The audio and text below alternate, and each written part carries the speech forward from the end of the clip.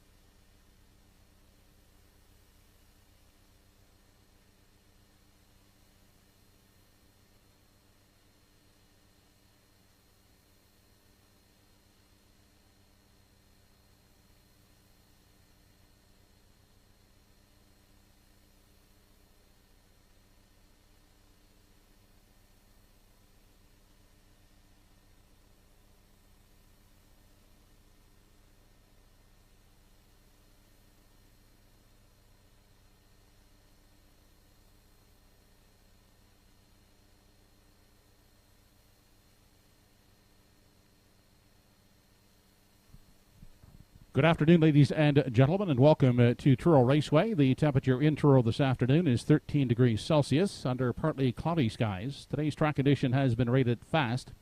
The card this afternoon is conducted under the rules and regulations of the Atlantic Provinces Harness Racing Commission.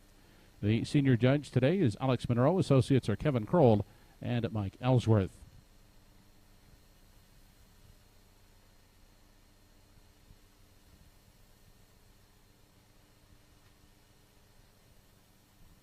We have no program changes to report thus far. We do have an additional chart line to announce. That's in race number 6. In regards to number 4, Salzburg-Flicka. Salzburg-Flicka raced on Thursday evening, September 30th at Charlottetown on a fast track. From post 2, Salzburg-Flicka finished 6th. Was beaten by 10 lengths and individually timed in 1:59.3. The driver was Gilberto. That's in race 6, Salzburg-Flicka. Thursday night at Charlottetown, fast track, post 2, finished 6th, was beaten by 10 lengths, was individually timed at 1:59.3 for Gilberto. That's the only program note thus far. Post time for the first race has been set for 12:45 p.m. The mutuals are open and selling.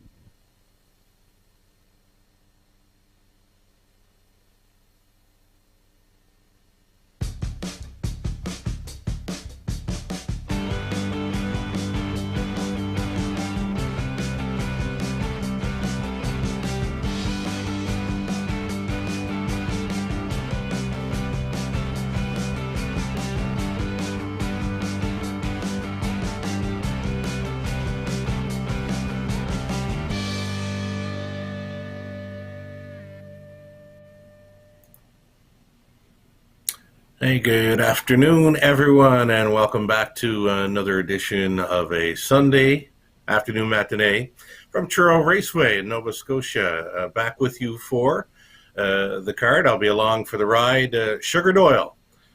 We're in London, Ontario now, but we are with you along for the ride through Universal Media Studios.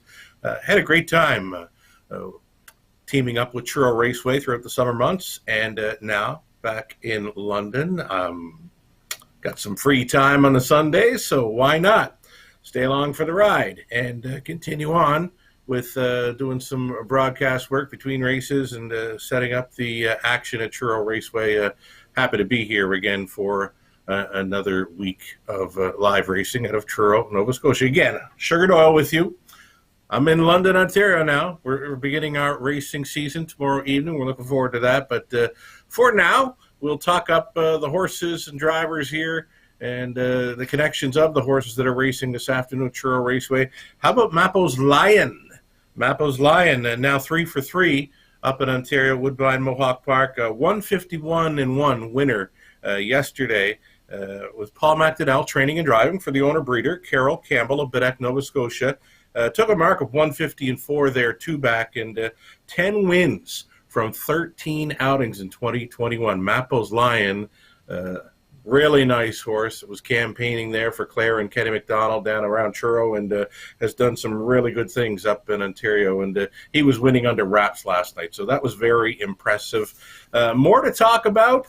We've got Woodmere Denver winning for the Skinners, and Jeff and Rob, and along with Dan Hiltz, trained by Danny Romo. 1 of 5 driving wins for Gilberto yesterday for Woodmere Denver as he took the $21,700 gold event for the Joe O'Brien Memorials. That was 2-year-old colts. Son of Peng Shui, he more than doubled his life earnings with that victory yesterday. He's just shy of $18,000 now. He's 3 wins, 3 seconds, and a third from 8 starts. Woodmere Denver, Romo for the Skinners, and Hiltz. Gilberto on board, as mentioned, 1 of 5 victories for Gilles yesterday. Just a wonderful day for Gilles and everyone who got to the winner's circle yesterday over at the Red Shores in Charlotte. Now, we've got Truro Raceway action coming up. We're about 12 minutes away from the opener. Next card of live racing will be Monday of next weekend, the holiday weekend for Thanksgiving, of course. So no racing next Sunday at Truro. It'll be the Monday afternoon card. I believe I will be with you for that one as well. We're glad you're with us this afternoon. Sit back, enjoy the action. You can play the horses through hbibet.com. watch and wager all afternoon long. It's 8 races over a fast track. And again, now we're about 11 minutes away from the Sunday afternoon opener. Glad you're with us. Good luck today.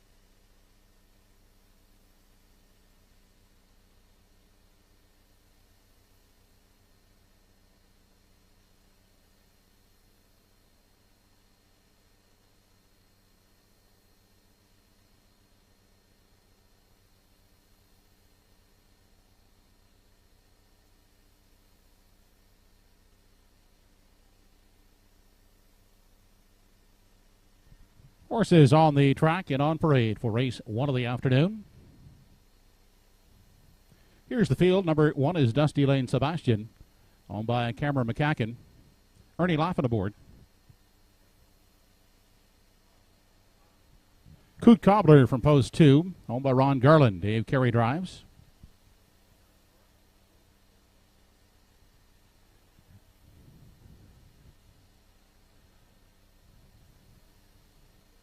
Pull Me Through from post 3, owned by Jennifer and Sean Baxter. Joe Baxter in the driver's seat.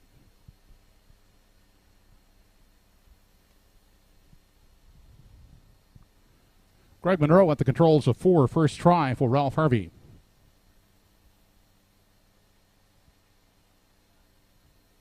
Cyril Harvey owns number 5, Jack Flashes of Gas, with Henry Smallwood driving.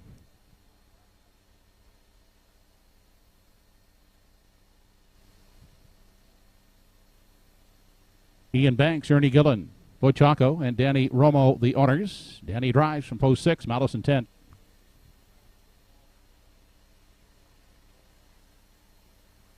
Murder McCollum on the 7, Brookdale Maggie. She's owned by Doug Polly Jr. and Sr.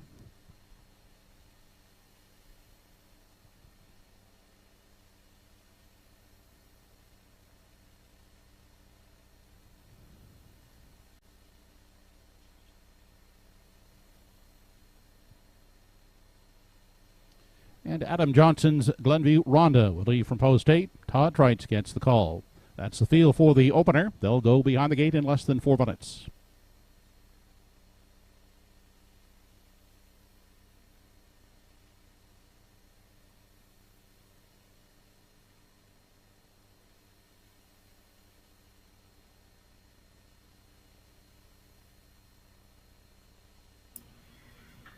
Okay, here we go with 4 minutes. 4 minutes left for wagering time on the opener at Truro Raceway. We're getting a look at my top selection. I'm going to stick to it here. It's the one, Dusty Lane Sebastian. He paced a huge final quarter in his latest to be second best. He came home in 28-1 for a trip in 158-3. Now, a similar effort, I think, could put him in the winner's circle today. I'm going to stick with him as my top call. You're getting some pretty good value at 6-1. Ernie Laffin, he impressed me with a winner last week, the way he drove. I believe it was in the finale. And you know what? Ernie's been doing some pretty good things. Harry G in the top class. So he's on board. Dusty Lane Sebastian here with a rail advantage. There's not a whole lot of early speed, I believe, to work with in this horse, but he does close up well. 28-1 there for a mile, 58-3. Way down at the bottom of his lines there. He's home in 28 flat for a trip in 57-4. That was just during Old Home Week over at Red Shore, Charlottetown. Dusty Lane Sebastian offering 6-1, 3 minutes to go.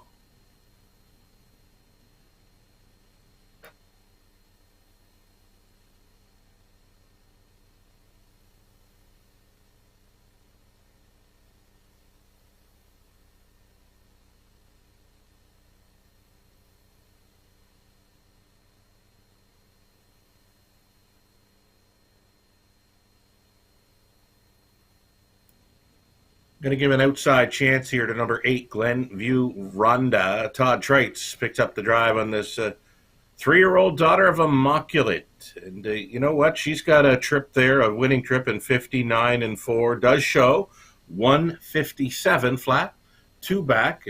Gets away from stakes action here, so an easier test.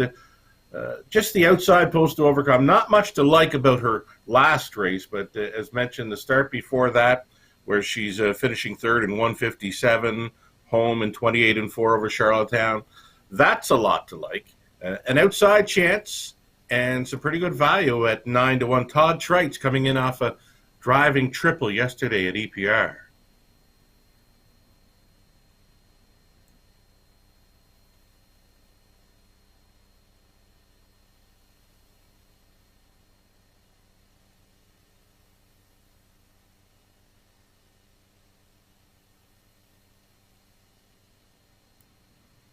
I just mentioned Todd Trites for a driving triple at EPR. He might have had more than that. I know he got 3 wins with the Renison barn, so keep an eye on that connection today at Truro, as George Renison, Todd Trites teamed up with 3 winners yesterday at EPR. Here's a look at number 6, Malice Intent, the 2-year-old daughter of Malicious here. Another one that steps away from stakes action. She's the lone 2-year-old in this field. I like her for the show, though. And trainer-driver Danny Romo on board for Banks, Gilhan, Hucko, and Danny actually sharing ownership in this one. So, as mentioned, Danny with that huge victory in Joe O'Brien's stakes action yesterday for a purse of $21,700. He was the winning trainer for Woodmere Denver, as that one took a new mark, 157 flat.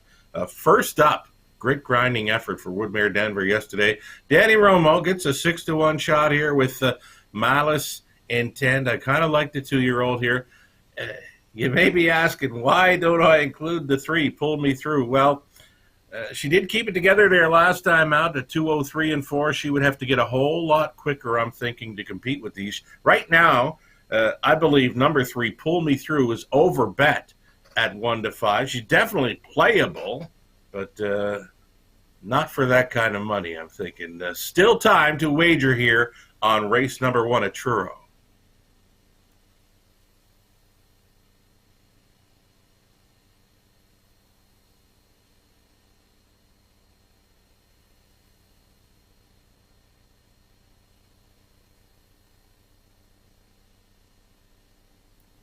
One of the longer shots in this field, number 5, Jack Flash is a gas. Henry Smallwood, training and driving for Cyril Harvey, may find his way into the try. 4th best last time out. That was over and off track. We dealt with sloppy track conditions last week. I believe the racing officials gave a variant of 1 to 2 seconds, and they get over it well. Fast track conditions today. The favorite continues to be number 3, Pull Me Through here for trainer-driver Joe Baxter.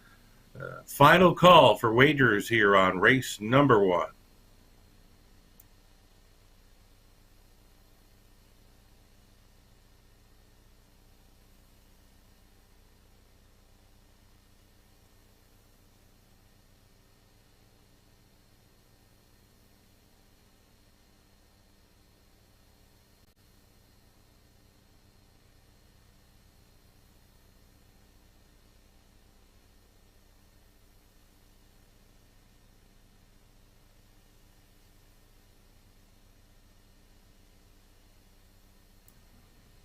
Quite a few free-legged horses over around Truro Way. Number 7, Brookdale Maggie, now switches to free-legged. She was out for a qualifier, a winning qualifier, over that sloppy track last weekend.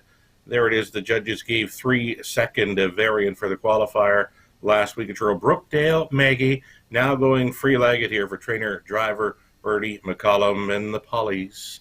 Starting gate moving into position. Still time. You'd have to hurry, though.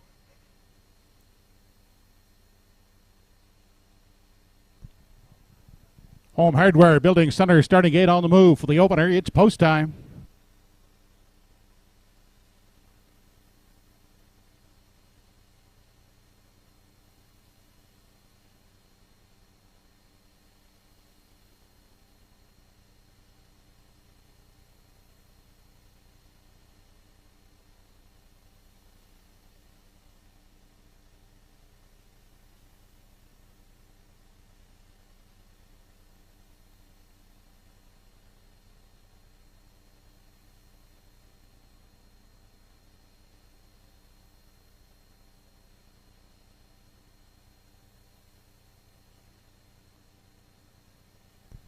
Race number 1 on today's program has Dusty Lane Sebastian, Coot Cobbler. Pull Me Through, first try. Jack Flash is a gas.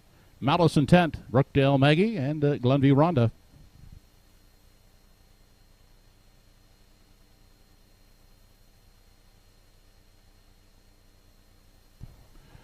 They are off and pacing. Jack Flash is a gas, getting the first call on the inside. Dusty Lane Sebastian also driving out. That's Pull Me Through. They're 3 deep in the first turn as they vie for the early lead, heading on to the opening 8th. And Dusty Lane Sebastian using rail control to grab top spot as they head into the backstretch for the first time onto the opening quarter. Reletting to sit in the 2-hole. That's Pull Me Through. Inside, Jack Flash is a gas, has found room at the rail 3rd. Parked to the outside and looking for room his first try in 4. 5th at the rail, Coot Cobbler. Back on the inside in 6th. That's Malice Intent. And the trailing pair in the early going are Brookdale Meggie and Glenview Rhonda. The field has settled in racing onto the 3/8, and they're in single file fashion. Dusty Lane Sebastian is showing the way, leads by a length and a quarter. In the garden spot, that's Pull Me Through. Quarter was 29 and 2/5 seconds. They swing off the turn and into the stretch now as they near the half. It's Dusty Lane Sebastian, the boss. Second is Pull Me Through, followed by Jack Flashes a Gas. Third to the outside. First up, first try in 4. Fifth inside, that's Coot Cobbler. Madison 10th, angle to the outside from 6. Back in 7 is Glenview Rhonda. And Brookdale Meggie now sits at the back of the field. They continue on to the backstretch, the half, 59 and 2/5 seconds on their way to the 3/4 mile mark. Dusty Lane Sebastian yet to face any challengers as they race out of the 3/4, but Pull Me Through tracks along a tight up second and now peaks to the outside as they arrive at 3/4. Here comes the pocket sitter Pull Me Through up alongside Dusty Lane Sebastian. They've opened up 4 lengths on the third place. Jack Flashes a Gas as they race on to the 7/8. Dusty Lane Sebastian trying to fight off the first up attacker Pull Me Through. 1:29 was the 3/4. They have an 8th left to come. It's Dusty Lane Sebastian holding tough at the rail. Pull Me Through on the outside. On through the stretch. Dusty Lane Sebastian. Pull Me Through on the outside. Dusty Lane Sebastian will not be denied. Pull Me Through second. And holding for third, that's Jack Flashes a Gas. Mile in 1:57 and 1/5.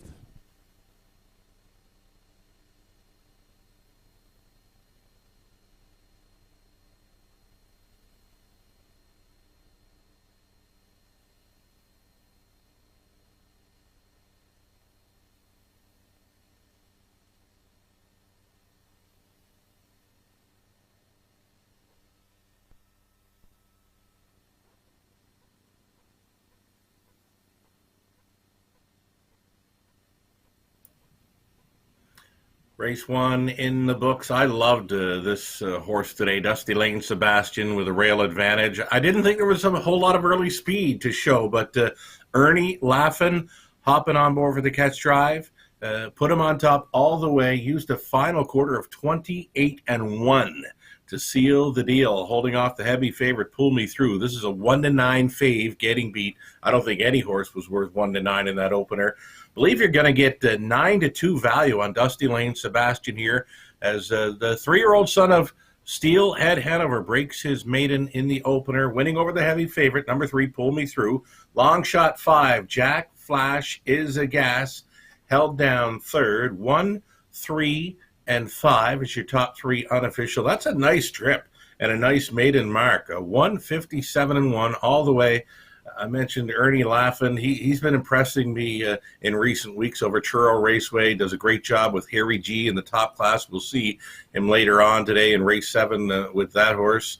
But Ernie starts things up with Dusty Lane Sebastian with a 157 and 1 maiden score. Again, a huge final quarter. 157 and 1, 9-2 value here was a gift. We'll see him in the winner's circle next.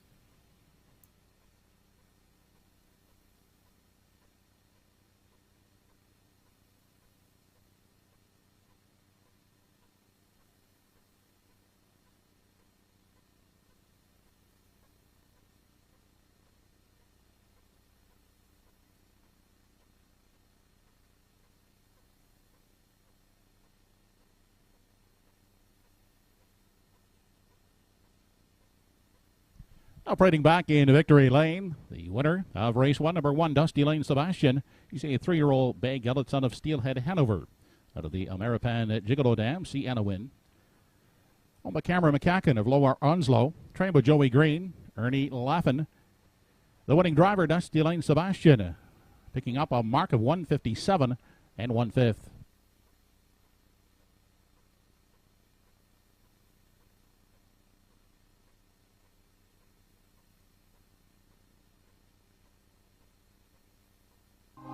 This race replay brought to you by Pye Chevrolet.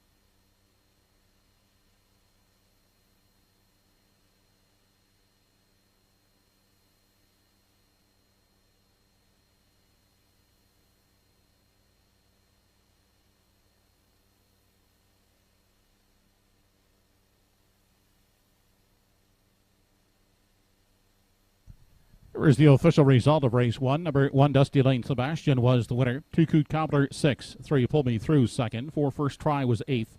5, Jack Flashes a Gas third. 6, Madison 10 fourth. 7, Brookdale Maggie 5th. 8, Glenview Rhonda 7th.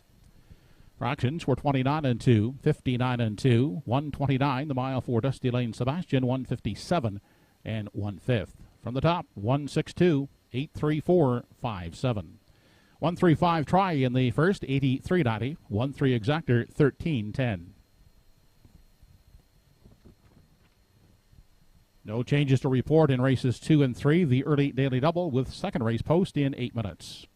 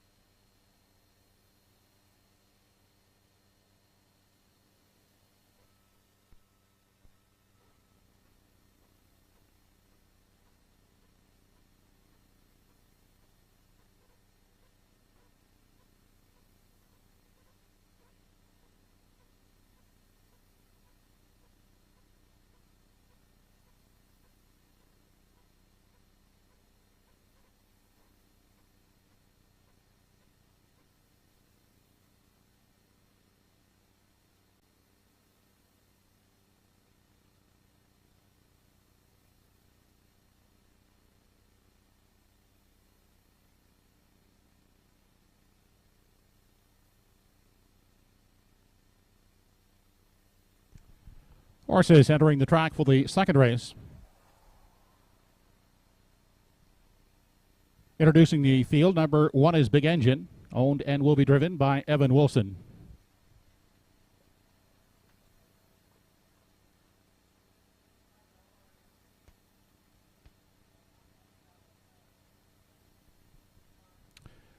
Emmons, McKay, and Paul Smith, the owners of number 2, Johnny Walker Deluxe. Emmons, McKay drives. Todd Trites will drive from post 3 to Sir d'Orléans. She's owned by Don Ellis Abbott.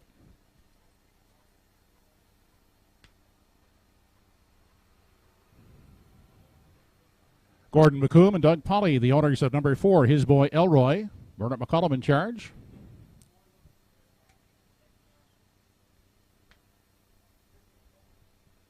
Jeff Ellis for Brody Ellis aboard number 5, Electra Express.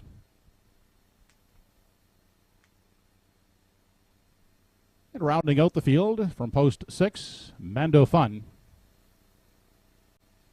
Oh, but the All for Fun stable, Andy Campbell in the sulky. Post time for the second in 5 minutes.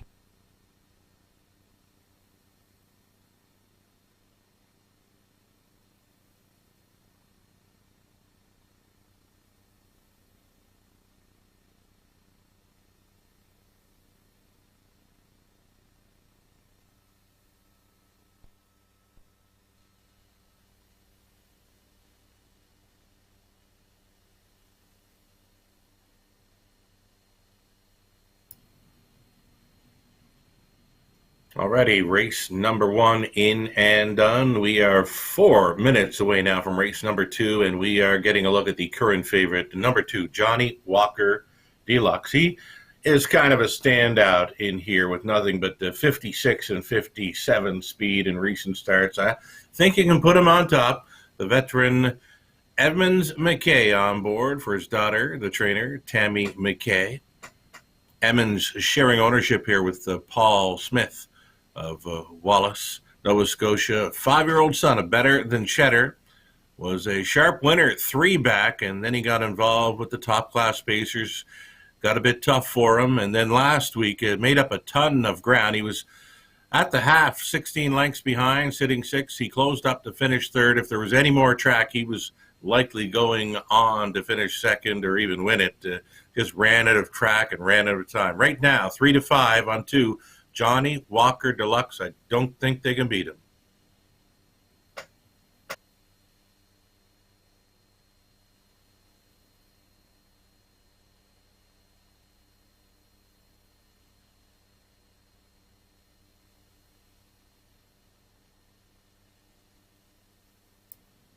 Number 6 now, Mando Fun, comes off the victory. Todd Trites was aboard that day.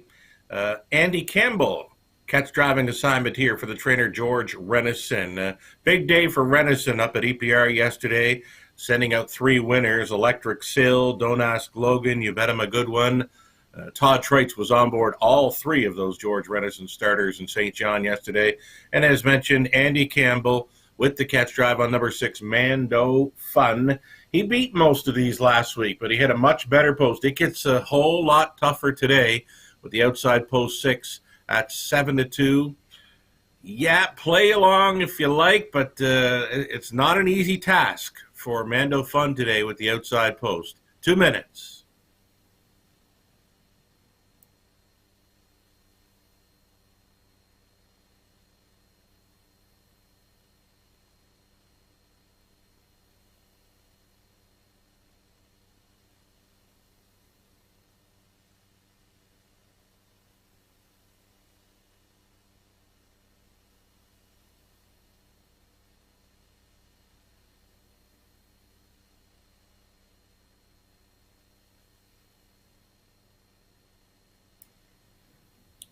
I love consistency when it comes to the racehorses. Number 1, Big Engine. He's just that. He gets another rail advantage to work with. He loves it on or near the lead.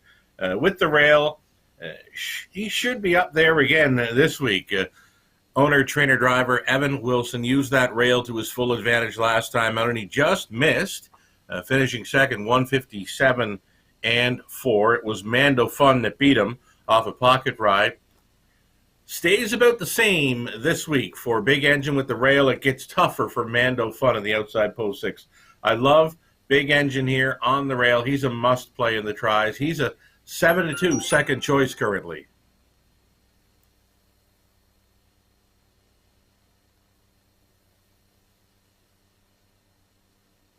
Last call. Less than a minute.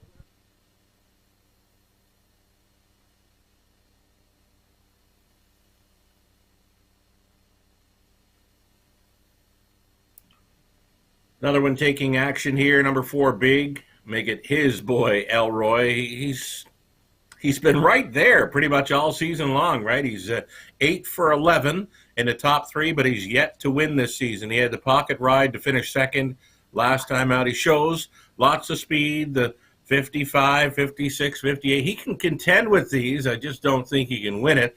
His boy, Elroy, maybe Pooker McCollum fires him on out of there to sit 2 or 3. You're getting 4-1. That's a pretty good price on him. I'm thinking you could use him in the try.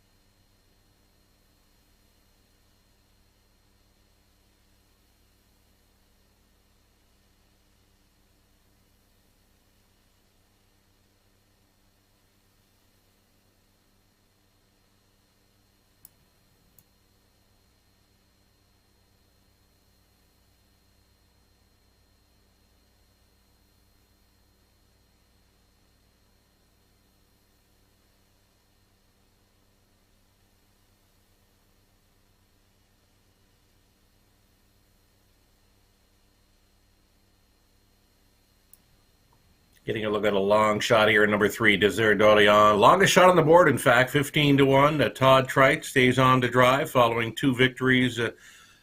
Facing tougher this week, though. Happy anniversary wishes going out to Paula and Brad McCollum. got passed along to us here. Again, happy anniversary, Paula and Brad McCollum. Enjoy your day. I believe we've got Ozzie McKay watching this afternoon. He was tuned in for the opener, and I imagine he's going to be cheering on the connections here of number 2, Johnny Walker Deluxe. Again, it's Tammy McKay trained, Emmons McKay co-owned and driven. Number 2, Johnny Walker Deluxe here. Race 2 at Truro. Still time.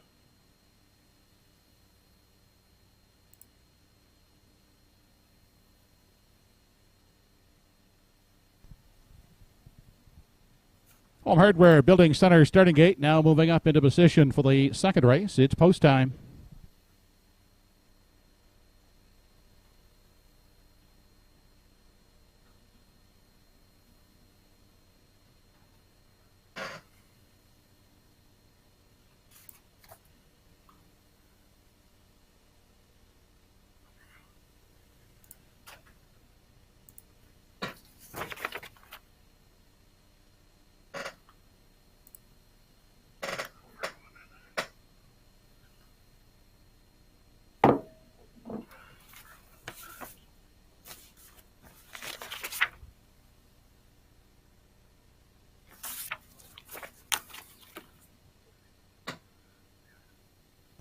Race number 2 has a big engine, Johnny Walker Deluxe, Desir d'Orléans, His Boy Elroy, Electra Express, and Mando Fun.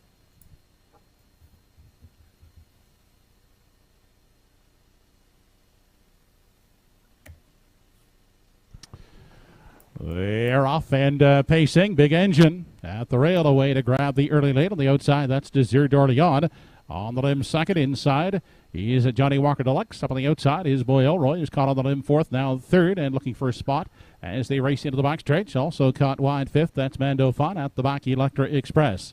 They're on the way to the opening quarter, and they're led by Big Engine, parked and driving on the outside. That is His Boy Elroy second. Along the rail, pacing in 3 is Desir d'Orléans. Now backing off, His Boy Elroy looks to take a seat at the rail in 3.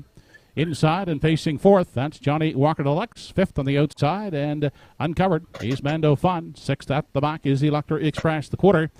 That was paced in 28 and 2/5 seconds, and a Big Engine is on. The engine leads it by 2 as they swing off the turn. Entering the stretch now for time 1 as they near the half. Getting the Golden Journey, Desir d'Orléans tracks along in the pocket second. Outside and moving uncovered is Mando Fun third. Outside and following cover. And towed up into fourth is Johnny Walker Deluxe. Fifth on the inside is His Boy Elroy. And still at the back, Electra Express. They continue on to the 5/8 the half, 57 and 4/5 seconds. Big Engine still out there by 2. Mando Fun takes over second. Desir d'Orléans is backing off a tired third up on the outside into 3 now. That's Johnny Walker Deluxe as they continue on to the 3/4. Big Engine still the boss on the outside. Johnny Walker Deluxe is taking aim second. Inside, that's Mando Fun pacing third. On for fourth now is Electra Express. Fifth outside is Boy Elroy. And Desir d'Orléans has dropped out the back door as they continue on to the 7/8. 1:27 and 2 was the 3/4. It is Big Engine still there, half a length outside. Johnny Walker Deluxe is right there second. Off the turn and through the stretch, they come to the payoff. Big Engine trying to fend off Johnny Walker Deluxe. It's Big Engine. Big Engine going a big trip, and Big Engine will take it. Second is Johnny Walker Deluxe. Mando Fun third. Mile at 157 flat.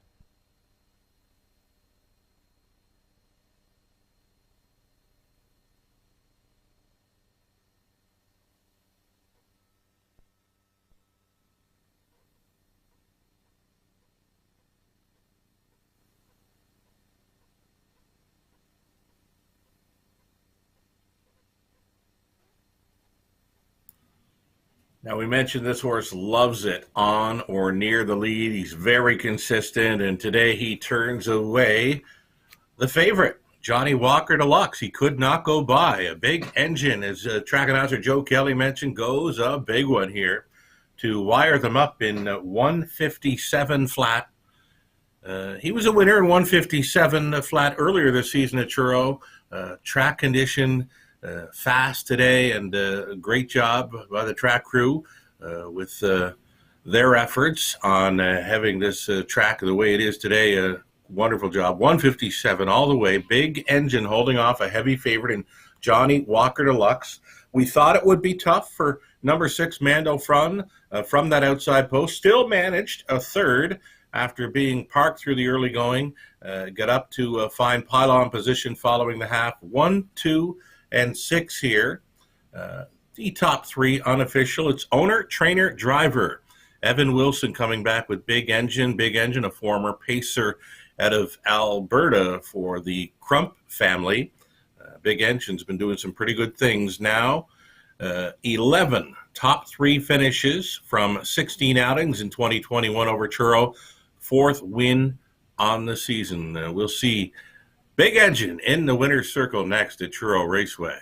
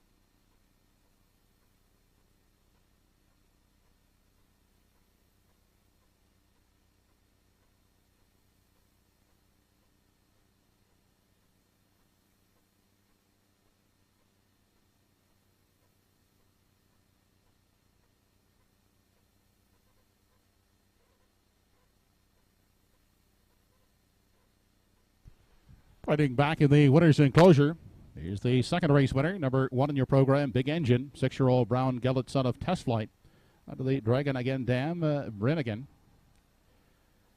He's owned, trained, and driven by Evan Wilson of Antigonish. Big Engine pacing the mile in 1:57 flat.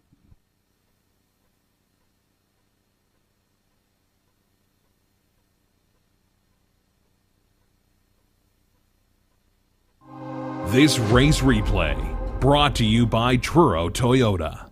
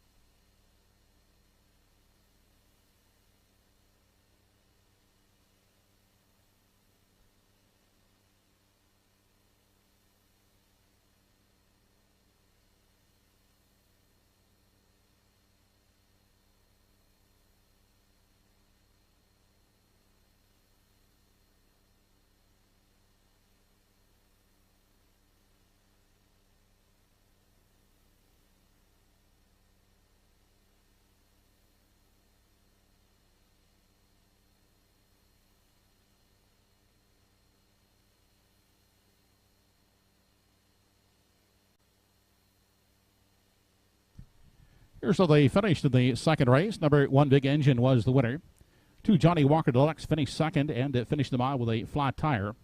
Also finishing with a flat tire, number 3, Desert Orleans, was 6th. 4, His Boy Elroy, 5th.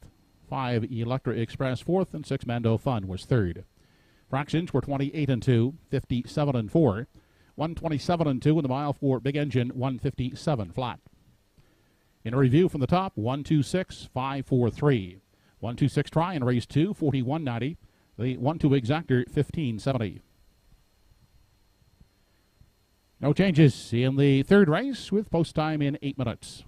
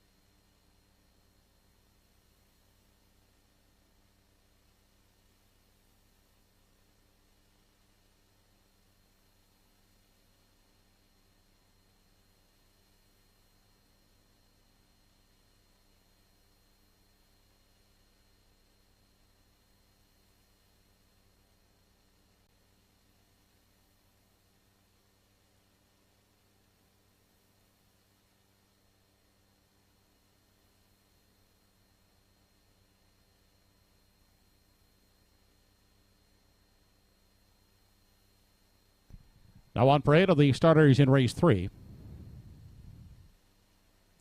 From post 1 is Pride of Paradise. Robbie Smallwood owns and drives. Co-owner is Cyril Harvey.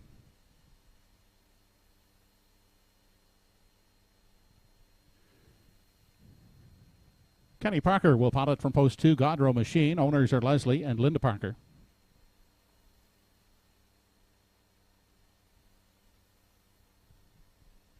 Clayton Stevens, owner and driver of number 3, Kingston Sealster.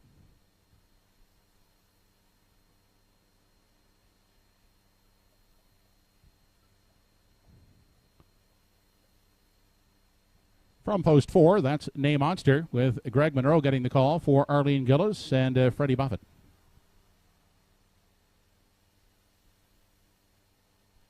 Fifth Estate is the 5, Michelle Patrick in the owner. Ernie Laffin is at the lines.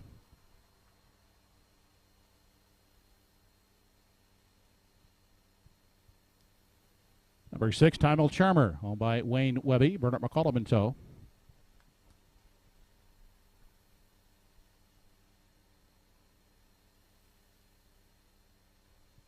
Henry Smallwood owns and will guide from post 7, Dinger 2.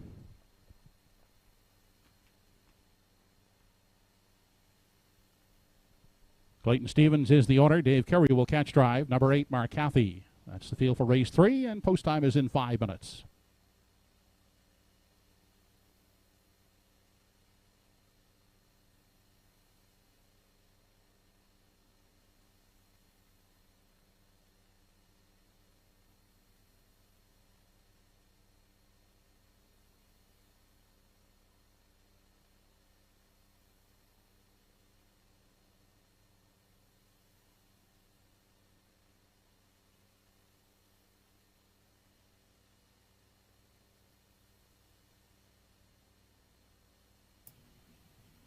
Getting a look right now, number 5, Fifth Estate. He's been knocking on the door in his last 2 with a pair of runner-up finishes. He's so ready to pop right now. I believe he's a possible key for the start of this afternoon's Pick 5 play. Races 3 through 7 for the Pick 5 at Truro Raceway. Ernie Laffin on board, already in the winner's circle. The opener with Dusty Lane Sebastian. He gets a great shot here with number 5, Fifth Estate. As mentioned, he's been knocking on the door. Horse players have made him the 6-5 favorite thus far.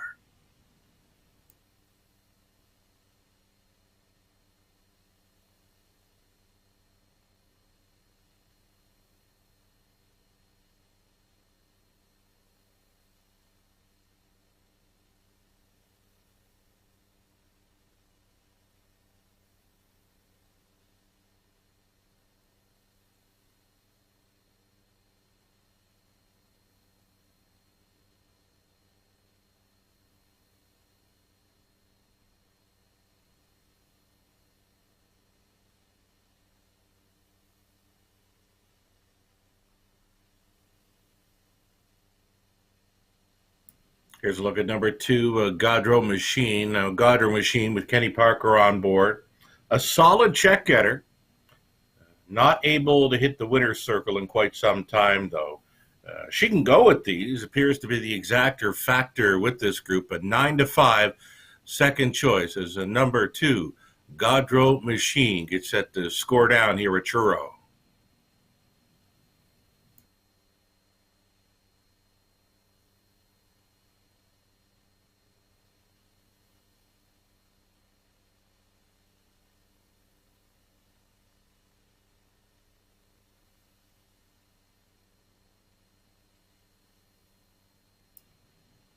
All right, so we've used a couple of favorites on top. It's the 5 and 2 for first and second, and here we'll try the long shot, number 4, Nay Monster, for third in the try.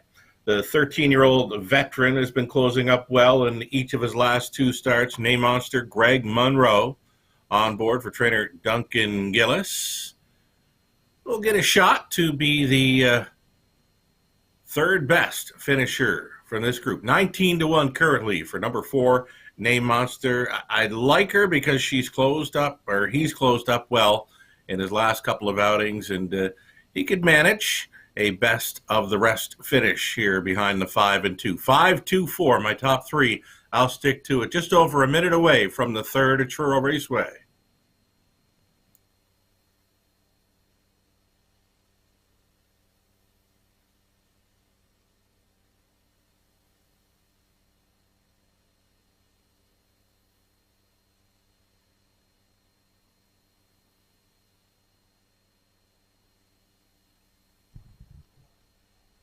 Last call, less than a minute.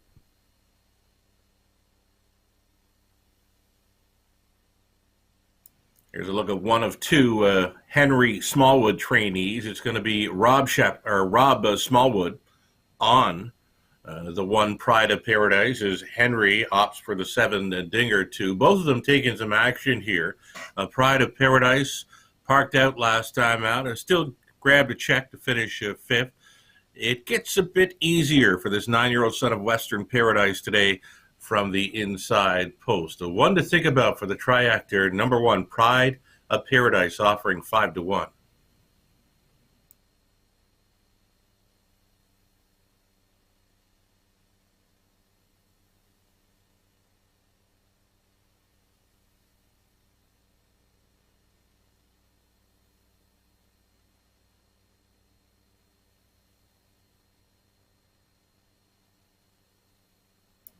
Now we'll look at number 3, Kingston Sealster, coming in off the qualifier. First start of 2021 for owner, trainer, driver Clayton Stevens. Number 3, Kingston Sealster would have to get a whole lot quicker in this one to compete with these. Qualifier over the sloppy going 2-7 and 2. And first start of the season may take a few starts for the 7-year-old son of Artistic Fellow to come around. Kingston Sealster at 11 to 1.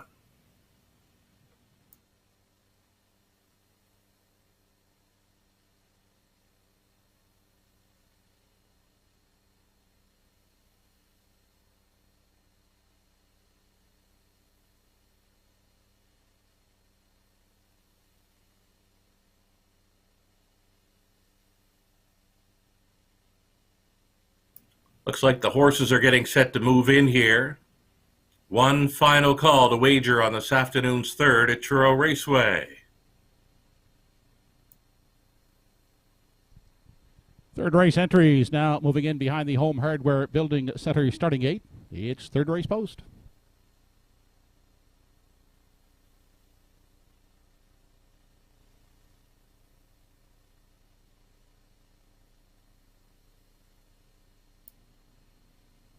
Happen to be tuned in and turned on to Truro Raceway this afternoon. Feel free to watch and wager through HBIBet.com. You can play through HBIBet.com via mobile if you're with us on track as well. It's the third coming up, sending things up to track announcer Joe Kelly at Truro Raceway.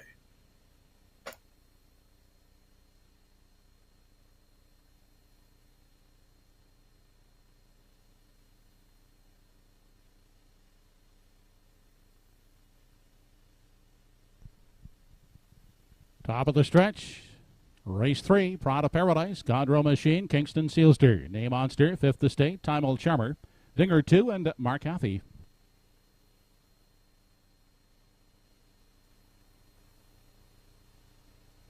They're off. On the inside, Pride of Paradise shoots out for the early lead. Away second, Godrow Machine. Then up on the limb and caught wide. That's Dinger 2 racing a third. Inside fourth, that's Kingston Sealster. Getting away in the 5 spot is Name Monster. Further on back in the 6 is an unhurried 5th Estate, followed by Time Old Charmer, who has beaten one away. That's Mark Hathey as they continue into the backstretch. On to the opening quarter with seating arrangements now complete. On the front end is Pride of Paradise out there by 2. In the pocket, Godrow Machine is giving chase second. Finding room at the rail third was Dinger 2, followed closely in 4 by Kingston Sealster. And a Name Monster holds down the 5 spot. Tightening up in 6 is 5th Estate. Gapped out in 7 is Time Old Charmer. And further on back in 8, we find Mark Hathey, 28 and 1. That was the opening panel as they swing off the turn and a race into the lane now as they near the half. Out front, the leader, that's Pride of Paradise. In the pocket is Godrow Machine. Then a gap of a length and a half back third. We find Dinger 2 to the outside uncovered. Here comes 5th Estate moving. Inside and hemmed in is Kingston Sealster. Racing in 5, following cover outside, Name Monster from 6. And Timel Charmer still a gap out 7th, and further on back in 8, Mark Cathy. They were past the midway point, 58-2. On their way to 3/4, yet to feel any pressure is Pride of Paradise. Still there, a length and a half is the margin on Godrow Machine. Outside and trying it uncovered 3rd is 5th Estate along the rail. Dinger 2 is trapped at the rail in 4. Outside and pacing in 5 and gapped to the cover. Name Monster dropping back, moving up at the inside. That's Kingston Sealster into 5.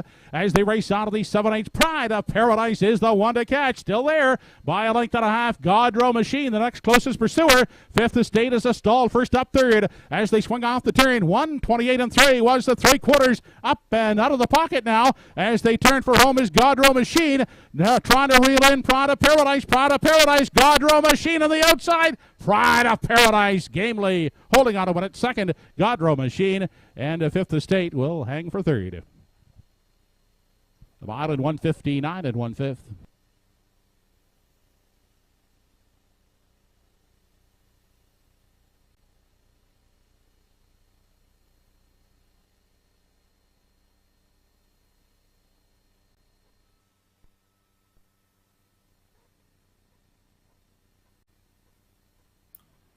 Race 3, unofficial winner number 1, Pride of Paradise. You know what? I'm going to upgrade the track condition myself right now to lightning fast. We've seen a couple of trips already in 57. Here's a big mile by this 9-year-old son of Western Paradise, Pride of Paradise. Robert Smallwood, the co-owner and driver for trainer Henry Smallwood, wires them up in 1:59-1. That's much better than anything this one's been showing in recent starts for his first victory of 2021. He's going to get off the schneid. He holds off the pocket-sitting mare, Godrow Machine, and 4/3 in there, the 5, 5th Estate, just couldn't make it happen. They came first up for a long ways. Ernie Laffin kept them to task throughout and did finish a solid 3rd. Again, they went very quick for what most of them were showing through the program lines. Again, this track is lightning fast today at Truro Raceway. It's a 1-2-5 Pride of Paradise coming off the schneid here at Truro Raceway. That is 3 races in. That is 3 gate-to-wire winners. So the front end speed holding up really well today at Truro. Pride of Paradise, Robert Smallwood on their way back to the winner's circle at Truro.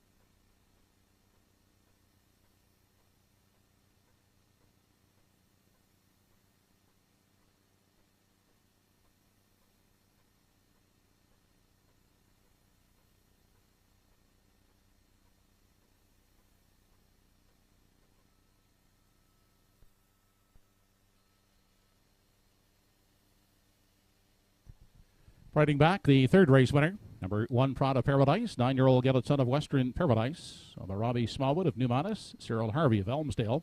Henry Smallwood trains, Robbie Smallwood in the bike for the winning drive this afternoon. Pride of Paradise winning it in gate-to-wire fashion, 1:59 and 1/5.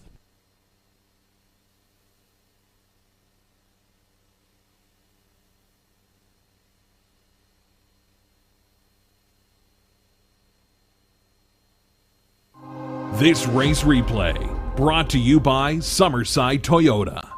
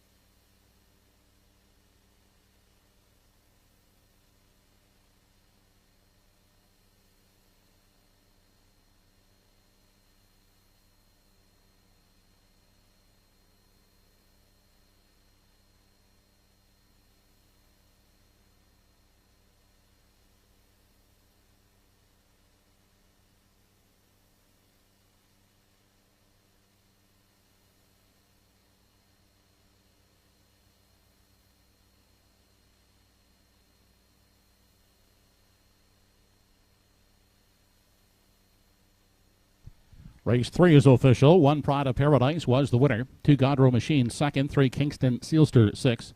4 Name Monster 5th. 5 Fifth Estate 3rd. 6 Time Charmer 7. 7 Dinger 2 4th. And 8 Mark Caffey was 8th. Quarter was 28-1. The half 58-2. 3 quarters in 128-3 in the mile for Pride of Paradise. 159 1/5. Top down 126 537 48. Third race try 125 $30.90. The 1-2 exactor $20.90. Daily double 1-1 combination 34.10.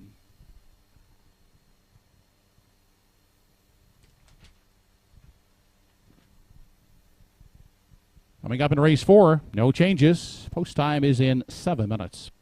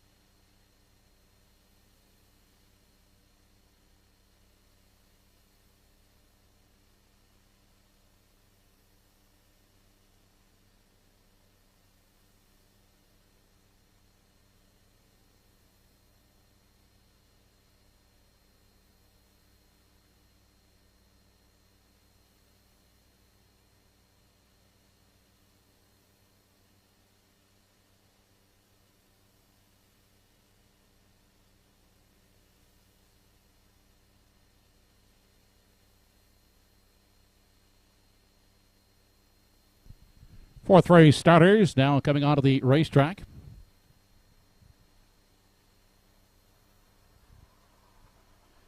Race number 4 is a $4,500 claiming event. And here's the field. Number 1, Mighty Mouse over the CC Stables. Jeff Ellis driving.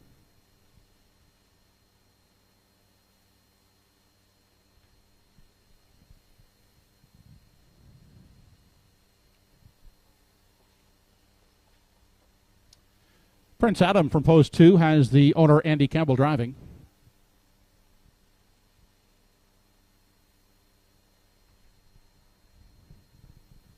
Danny Romo will drive from Post 3, Bob Johnsky.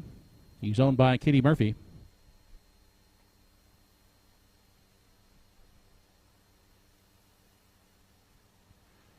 Annette Matthews, Andrea, and Ryder Matthews Renison hold the ownership papers on 4. Lively Freddy. Todd Treitz gets the call.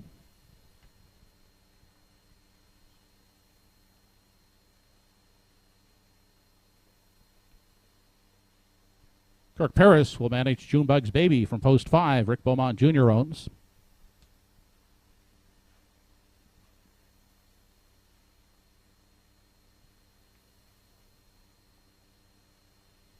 Greg Monroe will steer number 6, Don't Stand in My Way. He's owned by Chuck O'Connor, along with Zachary and Helen Landry.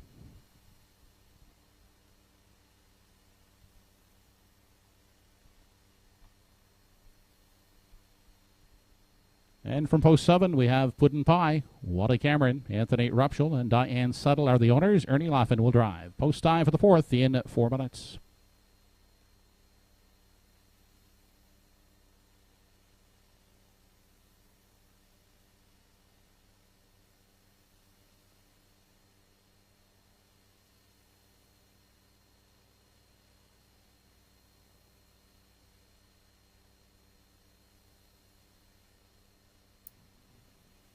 Here's a look at the favorite, number 4, Lively Freddy now, this 8-year-old chestnut son of Pan Pacific Flight.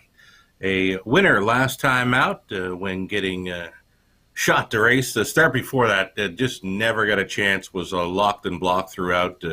Got some open road last time out and got the job done. Todd Treitz stays on for the trainer George Renison, as mentioned.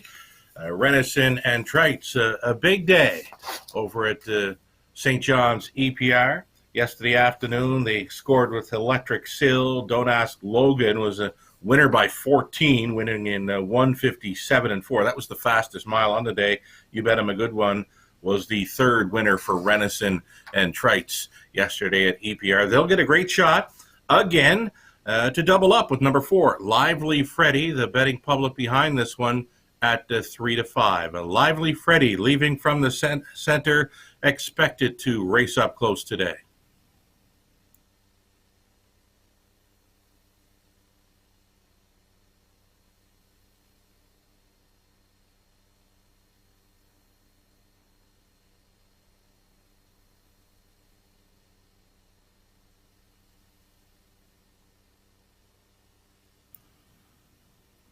Okay, so if you've been following along with my selections in recent weeks, you know that we've been chasing after the one Mighty Mouse, and wouldn't you know it, she goes up the road to Inverness and gets the job done, where she comes home in 28 seconds flat. She's just had some troubled trips, locked and blocked and caught in traffic in recent starts over Truro. Obviously, she got some room to race up at Inverness. Again, a winner there for Red Doucette in 2 minutes flat, where she came home in 28 flat. She gets a rail to work with and comes in off the confidence-building win over at Inverness. Mighty Mouse, definitely worth some consideration here. Betting public not behind this one just yet. There's actually not a win ticket sold yet on number 1. Mighty Mouse, I like her chances. Again, we've been chasing her at Truro. Again, just no luck. Caught in traffic, locked behind horses. We'll see what happens for Mighty Mouse here with the rail advantage.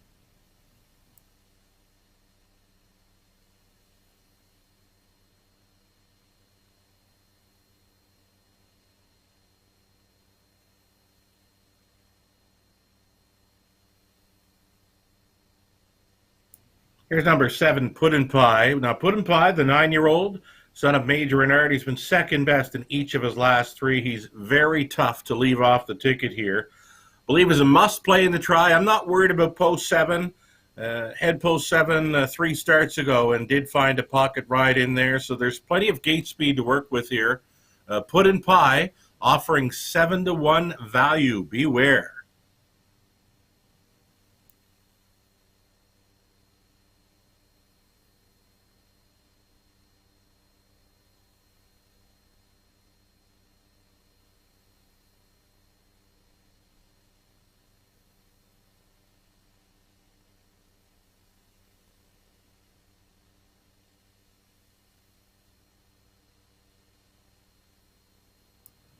The old campaigner, number 5, June Bug's Baby, 12-year-old son of Western Paradise, showing some pretty good form in recent starts. Does have a pair of wins in his last 3, finishing second best, well behind the winner last time out with Miles Heffernan on board there at Inverness. June Bug's Baby with Kirk Paris going back on board, 5-1, an early speed threat with these.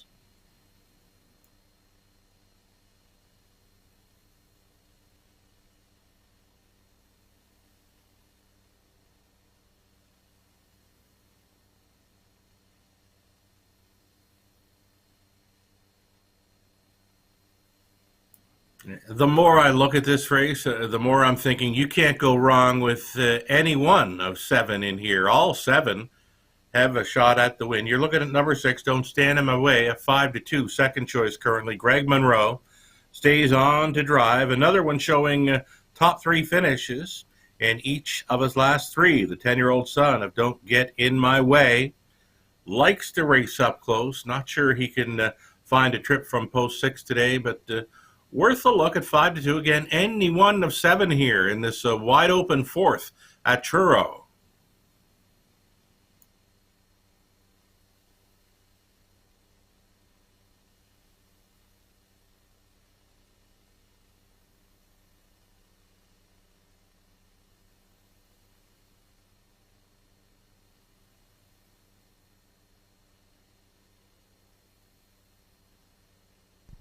Home Hardware Building Center starting gate now moving for race 4. It's post time.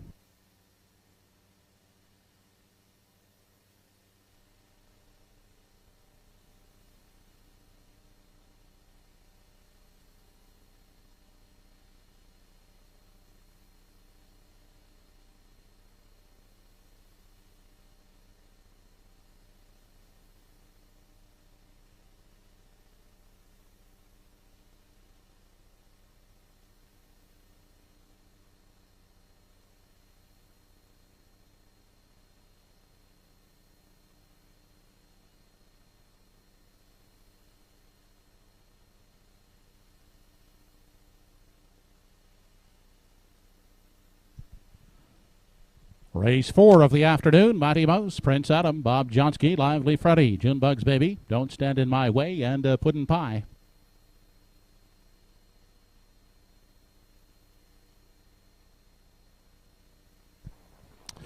They're off and pacing away quickly. Junebug's Baby and Lively Freddy. Those two do early battle as they race into the first turn, onto the opening eighth. And Junebug's Baby on the outside has the lead. Fighting back at the rail, that's Lively Freddy.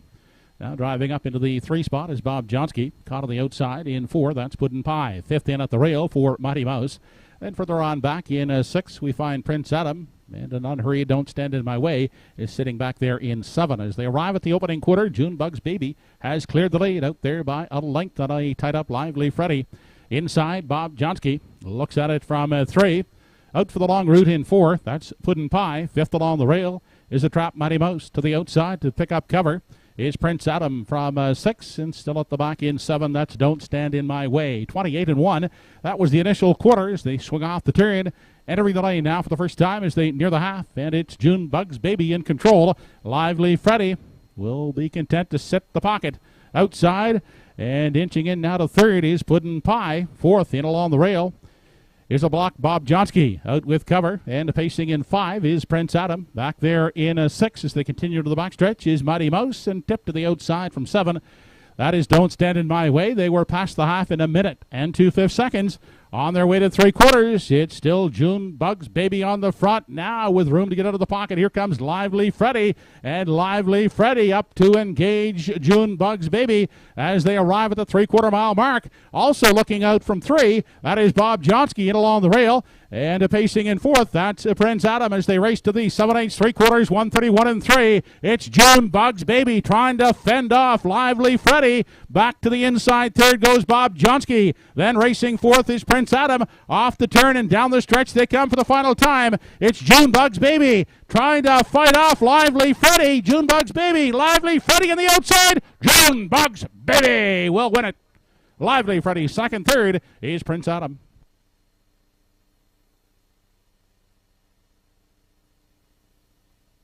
Mile in 2 minutes, 4/5.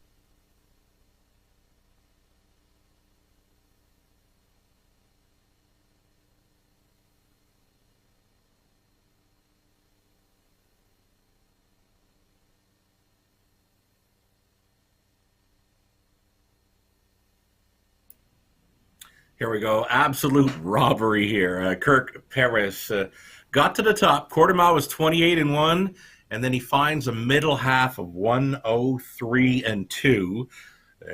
Fires home 29-1 with Junebug's Baby stealing race number 4 here over the heavy favorite number 4, Lively Freddy. Todd Treitz worked hard from the pocket to try and go on by, but Junebug's Baby very tough to pick up his 67th career victory there. Bob Johnsky was looking really good for Danny Romo, turning for home, was coming up the passing lane, just rolled off stride, and that was too bad. He was going to factor in there against Lively Freddy and Junebug's Baby. Coming on to take 3rd was Prince Adam. It's a 5, 4, and 2. Junebug's Baby, again, that huge middle half breather. You can see the quarter mile was 28-1. They get up to 3/4, 1:31-3. So 1:03-2 middle half. Kirk Paris aboard Junebug's Baby, and then home in 29-1 to hold off the favorite Lively Freddy.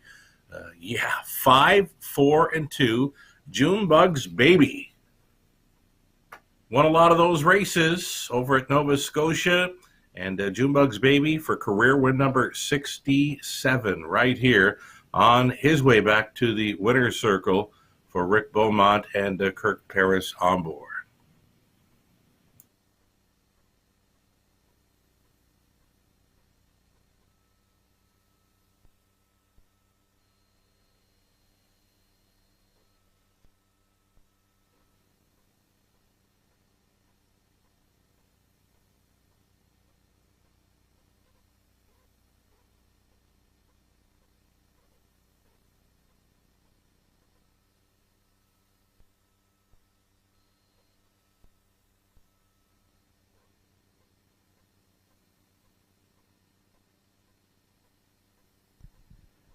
Back, the fourth race winner, 5 June Bugs Baby, 12-year-old brown gelded son of Western Paradise, owned by Rick Beaumont Jr. Trained by Rick Beaumont, Kirk Paris in the bike for the winning drive. June Bugs Baby, 2 minutes, 4/5.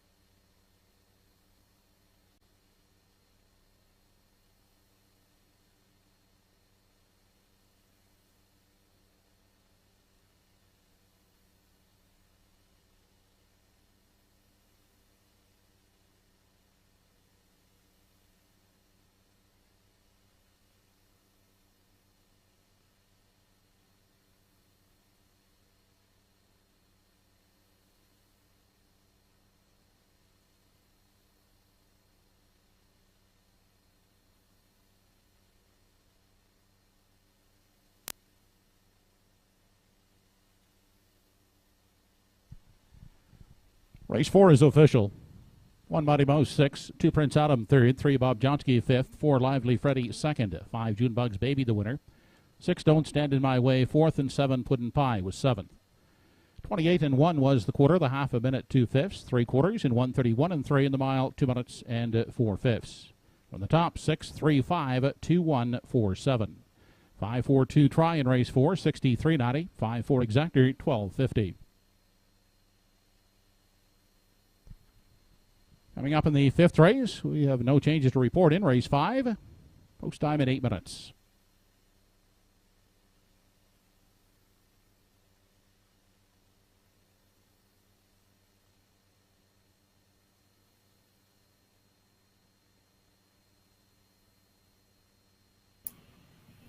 Here we are about 8 minutes away from race number 5. We are halfway through this Sunday matinee at Truro Raceway. With you again, I'm Sugar Doyle, now in London for Universal Media Studios. We're along for the ride. I've had so much fun teaming up with Truro Raceway over the summer months, and as we come back to London and get set to open things up at the Raceway at Western Fair District tomorrow evening, we're going to race at 5:50 Eastern. I believe that's around 6:50 Atlantic if you want to tune in and play along. We'll have some fun tomorrow evening. We're going with a Monday, Tuesday evening start time in London at 5:50, Friday evenings at 4:50. So we hope you can come along for the ride for the Raceway at Western Fair District as well. We've got Truro Raceway action coming up, the final 4 on the day. How about the front end speed? 4 gate-to-wire winners from 4 races. They can't get by the leader. June Bugs Baby got that soft middle half. Kirk Paris fired him home in 29 and 1 to hold off the heavy favorite. I believe the front-end speed does not hold up here in race number 5. I'll tell you why. Cool Do will not be on the lead. Cool Do fires home quickly. I love his chances to pick up 3 in a row. Andy Campbell stays on to drive for owner-trainer Steve McLeod. A Cool Do is a very nice horse, a lightly raced 4-year-old son of So Surreal. 1-2 favorite. They'll have a hard time beating him here. Post Spray coming right up here for race number 5.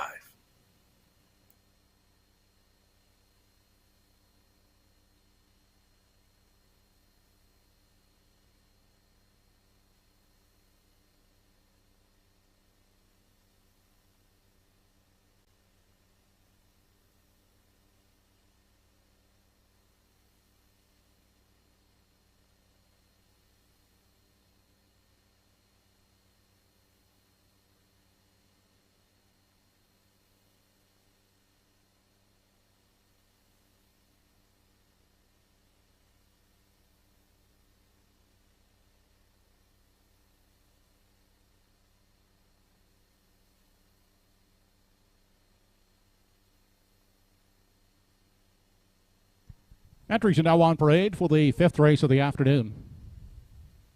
There's the one Brookdale Gym, owned by the Pollies, Doug Jr. and Sr. Bernard McCollum in tow.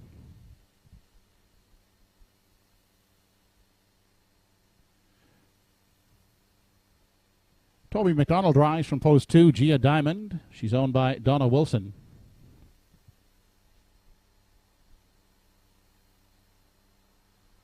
Steve McLeod's Cool Do will leave from post 3. Andy Campbell aboard.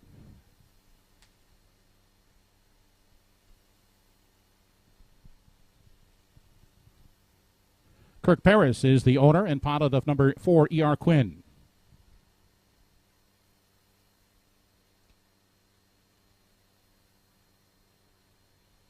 Roseanne Langell owns the 5 Arizona Bucks. Catch driven today by Kenny Parker.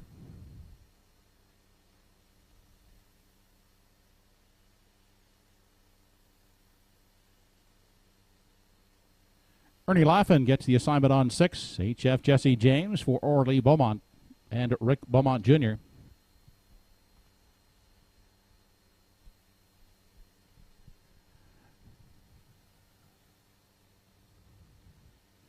Wayne and Mark Webby share the ownership of number 7, What a Way to Go, with Mark driving. 5th race post in only 4 minutes.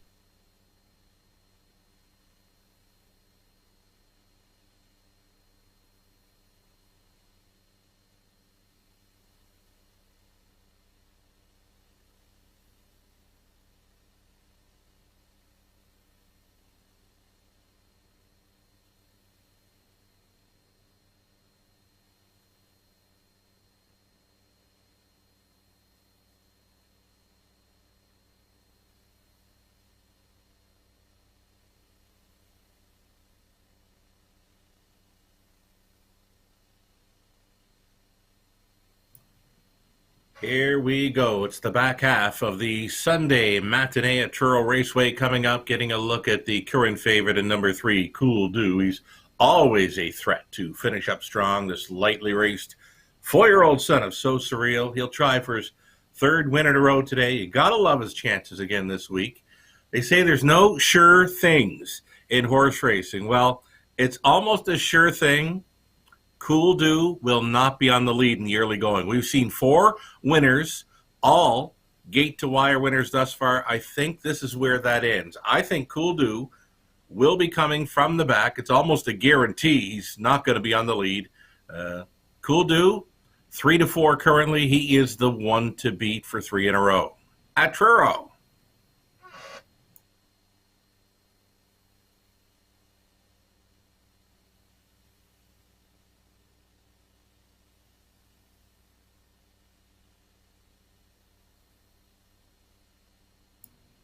Here's number 1, Brookdale Gin.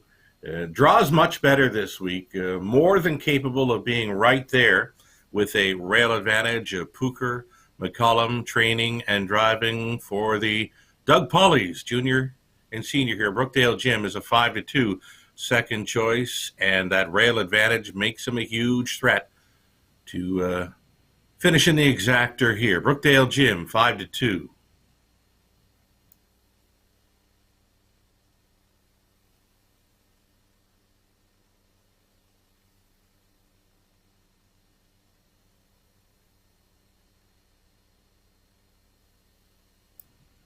Here's number 2, Gia Diamond, another one of those great check getters here. I think she's in for a great trip today. And I think she'll find her way into the triactor here for trainer-driver Toby McDonald, owned by Donna Wilson of Brookside, Nova Scotia. Gia Diamond, as mentioned, a great check getter. I believe she's going to work out a fabulous trip here behind the one Brookdale Gym. I mentioned 4 winners on the afternoon from 4 races have all been gate to wire. If there's one that's going to try to go downtown here in the 5th, it'll be the 4, E.R. Quinn. Kirk Paris loves to put this horse on the lead. It gets much tougher, though. He's up in class today, the 4, E.R. Quinn at 9-1. I think he's going to be the one on the lead, or he'll be up close pushing the issue. 9-1 on 4, E.R. Quinn. You're looking at 2, Gia Diamond, who I've pegged for a triactor possibility here in the 5th.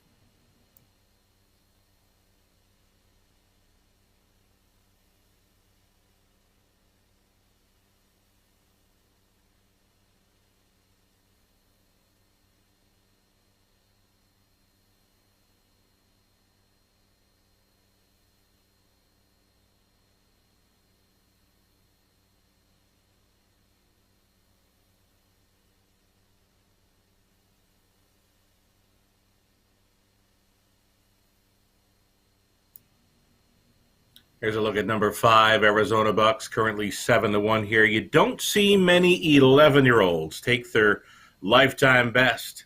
And this is what Arizona Bucks did about 4 starts ago. It was early September over Truro when he sat up close and took a lifetime best, 157-2. You just don't see that from 11-year-olds this day and age in racing. This son of Liz Mara, one to consider for the tries. Ken Parker goes on board today for trainer Paul Langille. Roseanne Langille is on the ownership line. Arizona Bucks, a 29-time career winner. One to consider here for triactors in race number 5. Still time.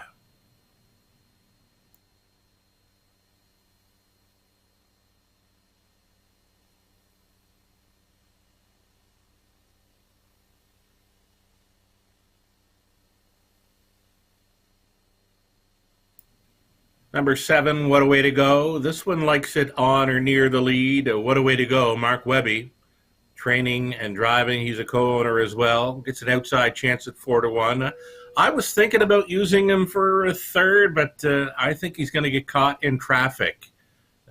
If there's a hot early pace, if E.R. Quinn does not happen to make front and gets parked in here, there will be a quick half, and it could set it up for the 7, What a Way to Go. And, of course, number 3, Cool Do. He's going to be in there somewhere coming late at even money currently, the favorite, number 3, Cool Do. But you're looking at the 7, What a Way to Go. For sure, playable, but the outside post to overcome. He would need a hot early pace to set it up for him to come late.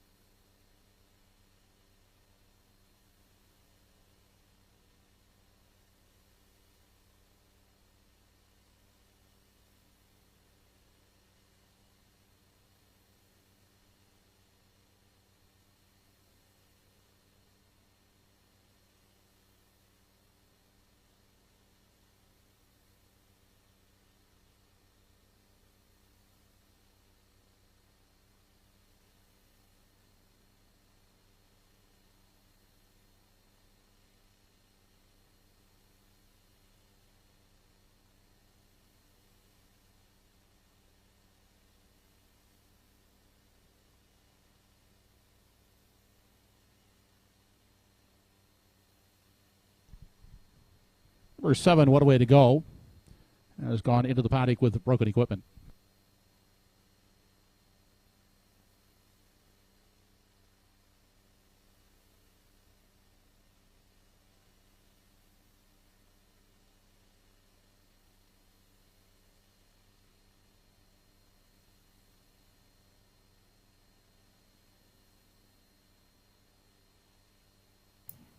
So we're waiting on a 7, What a Way to Go, who has returned to the paddock here for a tack adjustment. Number 7, What a Way to Go, in the paddock.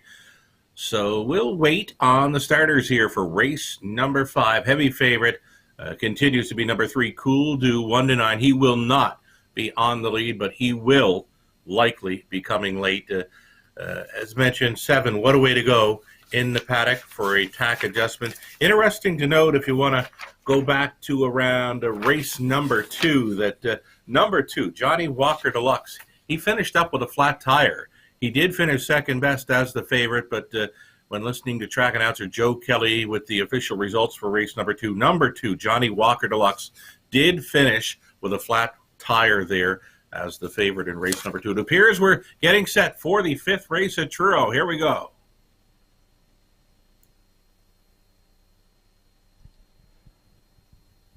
Home Hardware Building Center starting gate now moving for the 5th race. It's post time.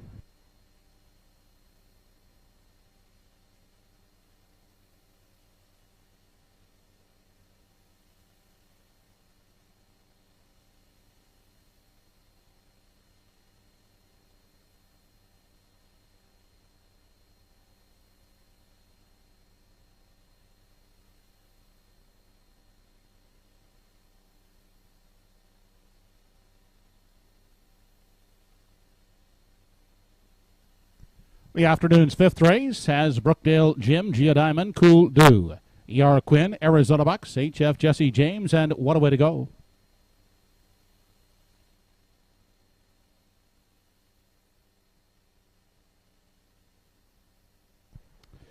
They're off and pacing with E.R. Quinn off the gate first, grabbing the lead on the inside. Brookdale Jim will fill the pocket. Up on the outside on the lane, H.F. Jesse James is pacing third inside. Gia Diamond has come away in the 4 spot, back in 5. That is Arizona Bucks outside. What a way to go. Pacing in 7 and at the back of the field in 7 as they continue on to the opening quarter is Cool Do. They continue on to the opening panel. Out front, E.R. Quinn shows the way. He's a 2-length margin on Brookdale Jim. Tied up is H.F. Jesse James, pacing third. Back in 4. That is Gia Diamond, 5th at the rail for Arizona Bucks. On the outside, What a Way to Go is parked uncovered in 6. And at the back, Cool Do races from 7. They continue past the 3/8 and off the top turn. It's E.R. Quinn showing the way to the half. Still out there by 2 with Brookdale Jim in for the pocket journey. 29 2/5 was the quarter. Outside and uncovered now third. Here comes H.F. Jesse James along the inside. Gia Diamond looks at it from a trapped 4th. 5th on the outside and now picking up cover. That is What a Way to Go. Back shuffled to 6th is Arizona Bucks. To the outside, Cool Do will have to circle the field as they continue on past the 5/8 and onto the backside. 59 3. That was the half, and it's still E.R. Quinn in control. On the inside, Brookdale Jim content to follow in the pocket. Outside is H.F. Jesse James is moving up now. On the outside is now 2nd, and Cool Do in the 4-wide path. Hitting his best stride is continuing on as they race on to the 7/8. Taking over, What a Way to Go, but Cool Do is right with him 2nd. Dropping back a tire to E.R. Quinn 3rd. They race past the 7/8. What a Way to Go. Cool Do on the outside. An 8th left to pace. 3/4 and 1:30. They turn down the lane now for the final time. Cool Do on the outside. On the inside, that's What a Way to Go. Cool Do. What a Way to Go. Cool Do on the outside. Cool Do and What a Way to Go. Cool Do will make it 2nd. Is What a Way to Go. 3rd, Gia Diamond. Allotted 158 2/5.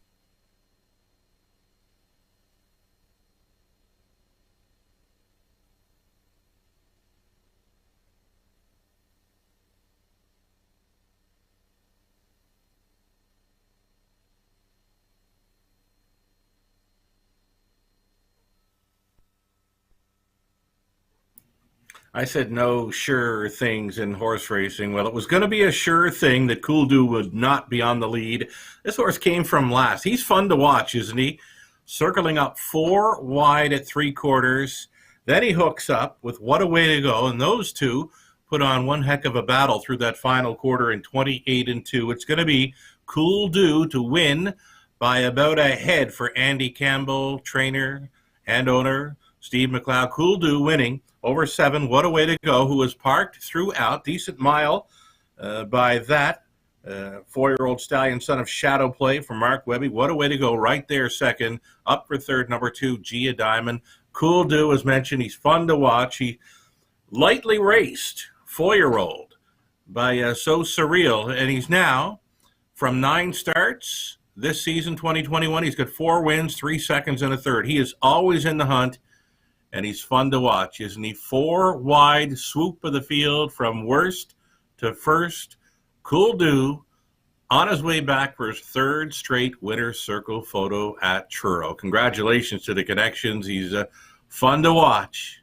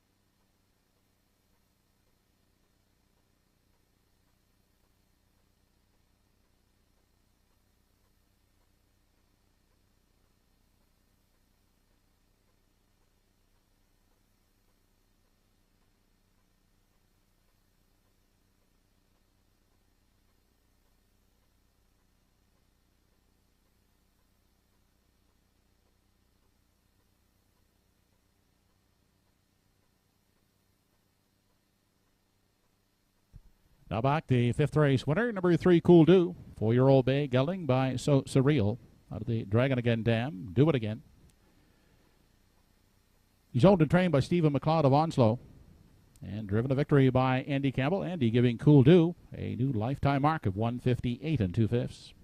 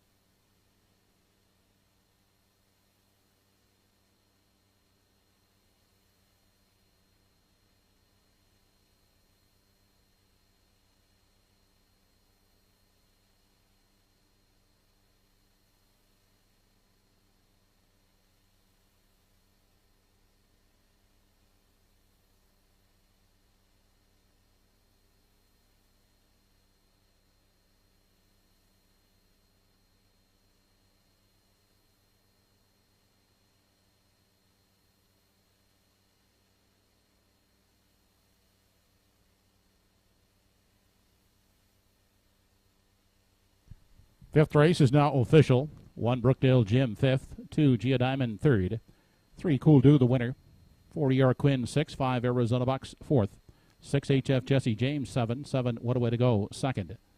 29 2 was the quarter, the half 59 3, 3 quarters in 130. In the mile, a life's best for Cool Do 158 2. From the top, 5-3-1, 6-4-7-2, 3-7-2 try in race 5, 76.60, 3-7 exactor 12.80.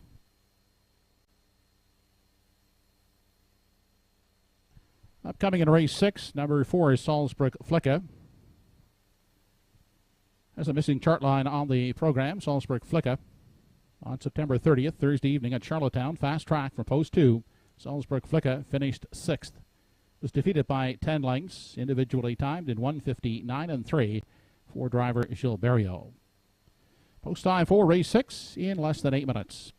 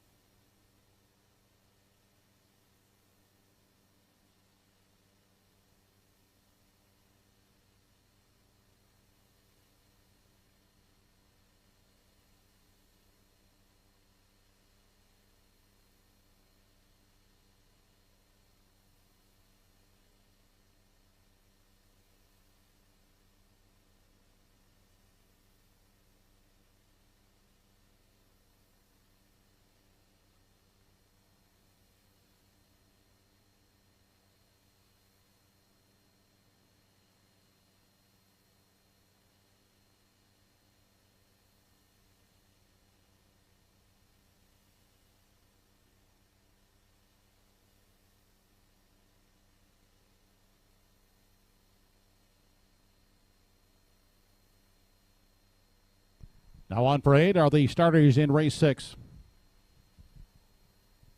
Number 1 is Preceptor. Kenny Parker will drive for Roseanne Langell.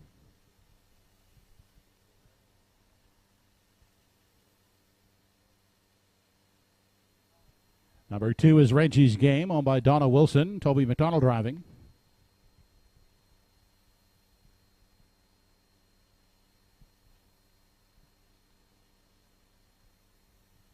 Todd Trites for Madeline Ellis Abbott with number 3, Silver Hill King.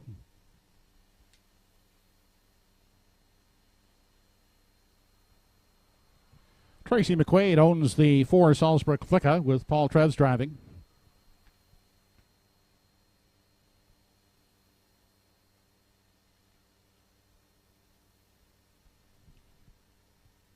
post 5 is Camco Willow. Pam Moore is the owner. Andy Campbell will drive.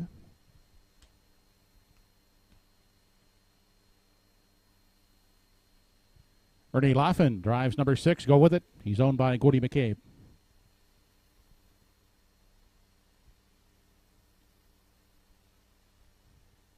Gary Cave owns number 7, I'm a Miracle, with Henry Smallwood in the driver's seat. Post time in 5 minutes.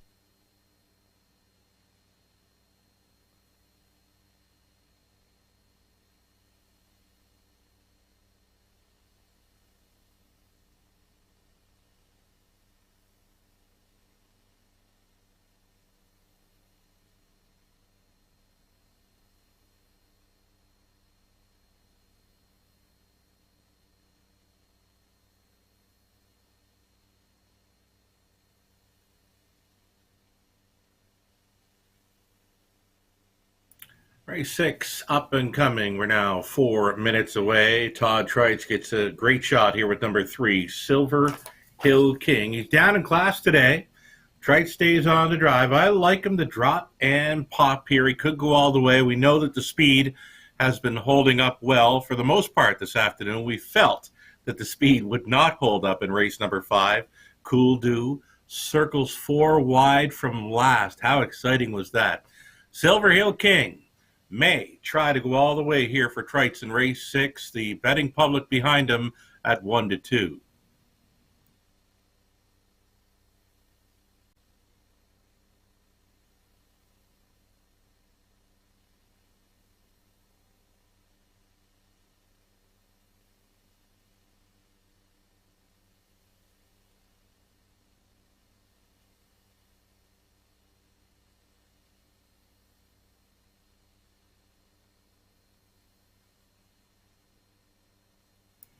Here's a look at number 2, Reggie's Game. Reggie's Game, the 3-year-old son of Steelhead Hanover, back from stakes action, where he faced much tougher. He's worth a look against these. He's 5-1, makes him about the 3rd choice in wagering currently. Toby McDonald, a bang-up 3rd with Gia Diamond in race number 5.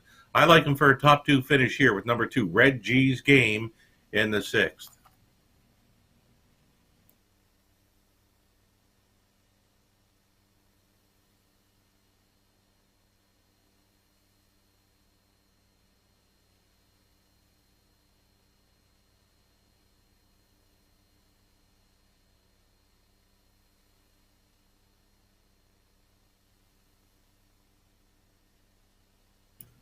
One more to think about here in race number 6 with about 2 minutes left for wagering. Number 4, Salzbrook Flicka. This 7-year-old daughter of Shadow Play gets class relief. Her A game today would make her a huge threat, I believe. Beware of number 4, Salzbrook Flicka. Paul Treb's on board. You're getting a 6-1 value. Following race 6, our top-class pacers for race 7, the likes of Harry G, Bet 'em Again, and American Risk to come in race number 7. Before that, though, race 6, 2 minutes away.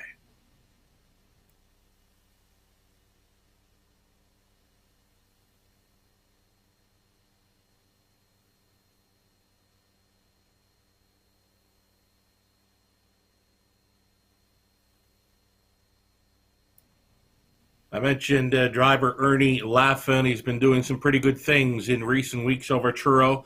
This was the drive that impressed me in a big way last time out with number 6, Go With It. This horse could not have won without the slick steering of Ernie Laughlin. He drove him up between horses. If he would have switched 4 and 5 deep to try to circle him, I don't think he was going to make the winner's circle. It was just one of the most brilliant steers I've seen at Truro this season. Ernie Laughlin on board the 6, Go With It. A winner last time out. It gets a bit tougher today. He's a 4-1 player with these. Go With It, the 11-year-old son of Cam Luck. Maybe one to think about for the triactor.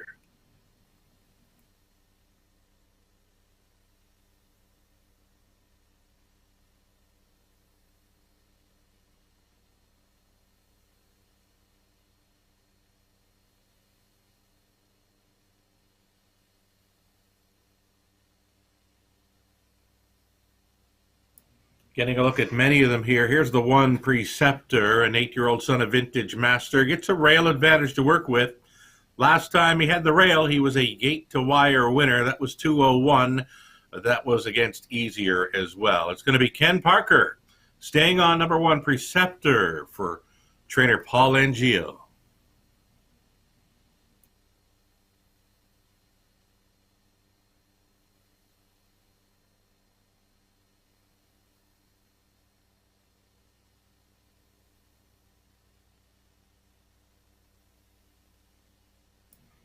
Going through them here, and here is number 5, Camco Willow, 8-1 value player, Andy Campbell.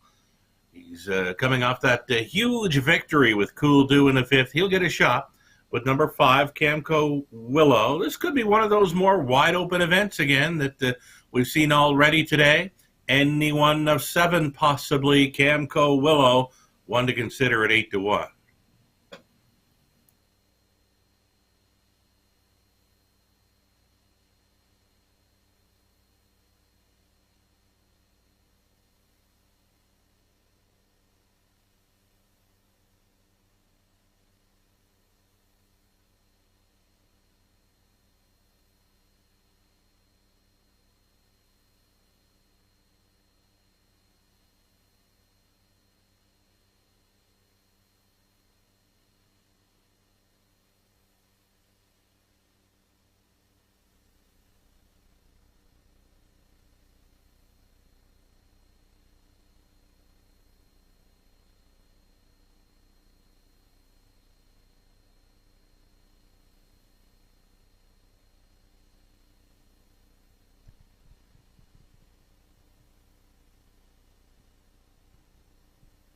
Home Hardware Building Center starting gate moving up for race 6. It's post time.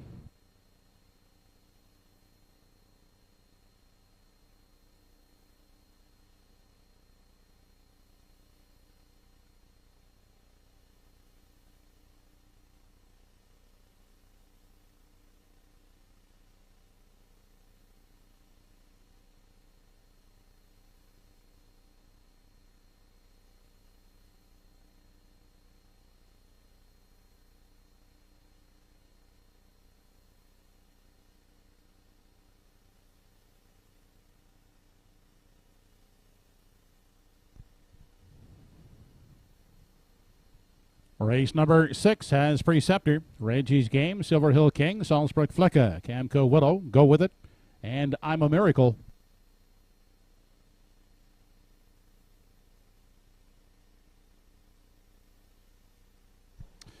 They're off and pacing. Preceptor at the rail is away looking for the lead on the outside. Silver Hill King is on the limb second, inside third. That is Salzburg Flicka up on the outside fourth.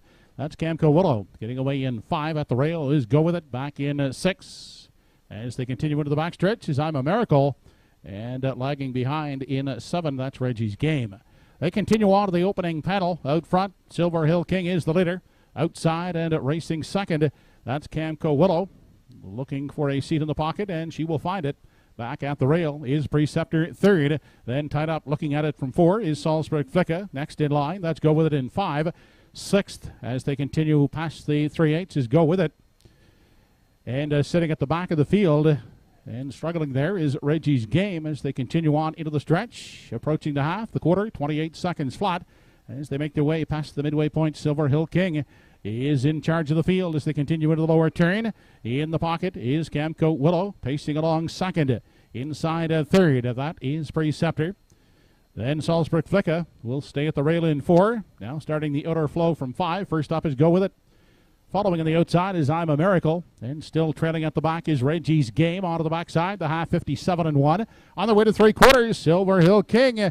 Yet to face any challengers as they continue on past the 3/4 mile mark. Content to stay in the pocket is Camco Willow. Up on the outside, Go With It. Moves on for third. Dropping back at the rail, Preceptor is fourth. To the outside now from 5 goes Salzburg Flicka.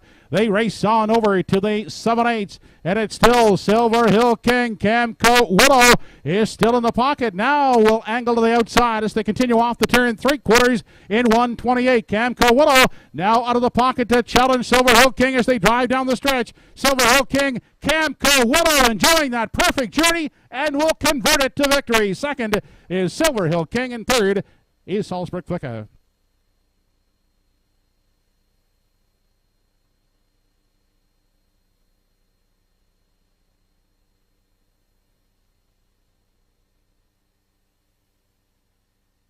Mile at 1:59 3/5.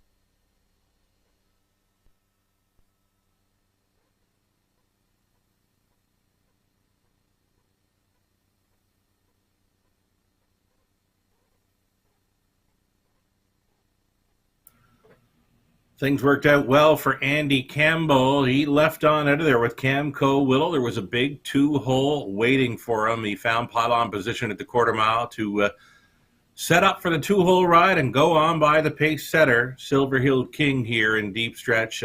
Mile today, 1:59 3 as Andy Campbell comes right back here with Camco Willow. Second victory on the day for driver Andy Campbell. Number 3, Silver Hill King, went up to the half pretty quick, 57-1, just a little short on the end to finish second best. Salzburg Flicka, we figured her for a top 3 player today, and she got up there to finish up the try. It's a 5, 3, and 4 unofficial here in race number 6. A 59-3 mile by Camco Willow for her 12th career victory, and that's just 3 on the season.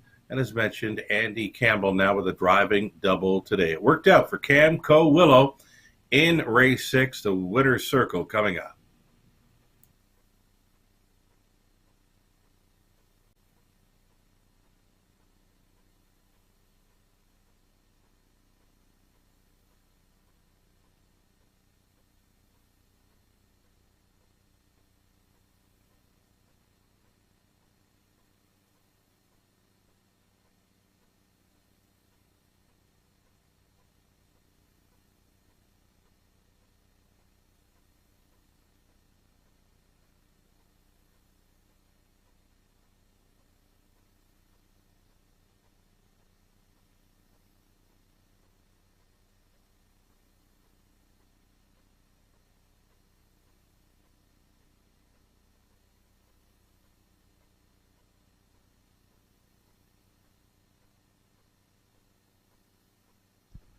Now back is the 6th race winner, number 5, Camco Willow.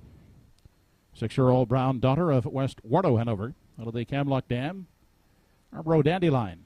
Owned by Pam Moore, trained by Pam. Back-to-back victory lane appearances for Andy Campbell. Camco Willow, 1:59 3/5.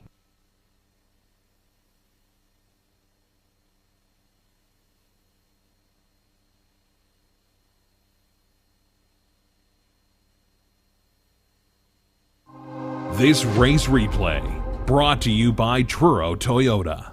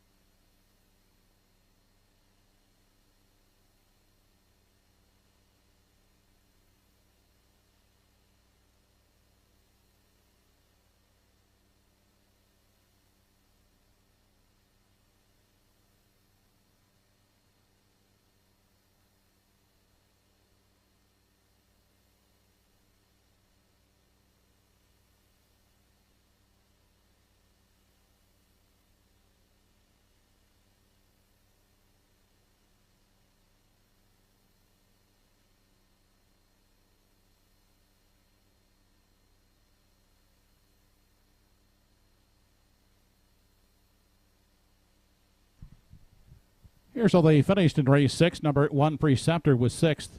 2 Rage's Game 5th. 3 Silver Hill King 2nd. 4 Salzburg Flicka 3rd. 5 Camco Willow the winner. 6 Go With It 4th. And 7 I'm a Miracle 7th. 28 seconds the quarter. Half 57 and 1. 3 quarters in 128. Mile in 159 and 3/5. Top down your program reads 652-3147. Triactor in race 6, 5-3-4 combination, $333.70. The $1 5-3 exactor, $67.15.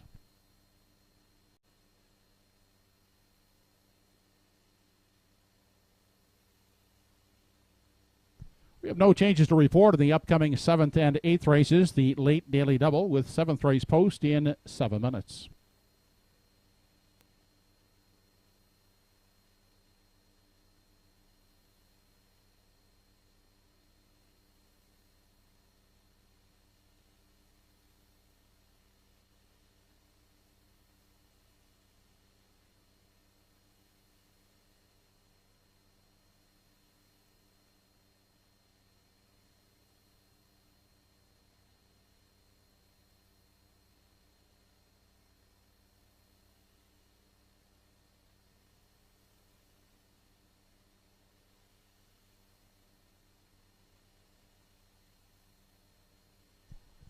Introducing the starters for today's 7th race. Number 1 is Good Friday 3, owned by Debbie Ellis with Jeff Ellis at the lines.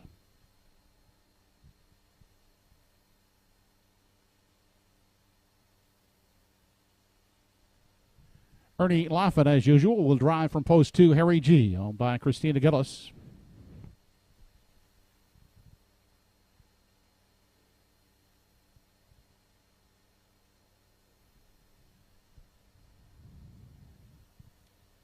Jeff Lilly, Christina Leckie, Blair McLaughlin, and Ian McDonald. They all share ownership of the 3-year-old number 3 Bet 'em Again. Todd Trites will get the call this afternoon. Kirk Paris will pilot the number 4 entry Thunder Alley. He's owned by Orly Beaumont.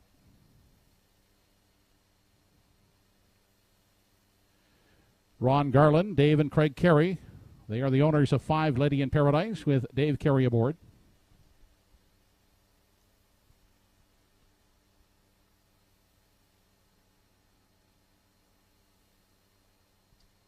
And rounding out the field from post 6, American Risk. Today gets Andy Campbell for Risky Biz Group. That's the field for race 7, and they'll go behind the gate in 5 minutes.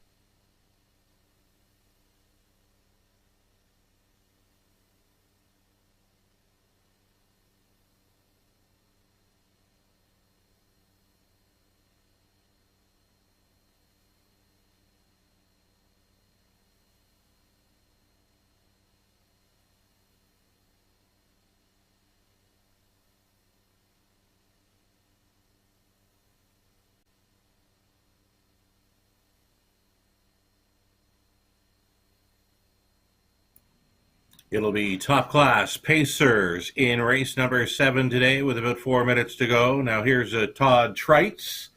Likely had a choice of the 3 or 6 here. He chooses number 3, Bet 'em Again, for the ownership group of Jeff Lilly, Christina Leckie, Blair McLaughlin, and Ian MacDonald.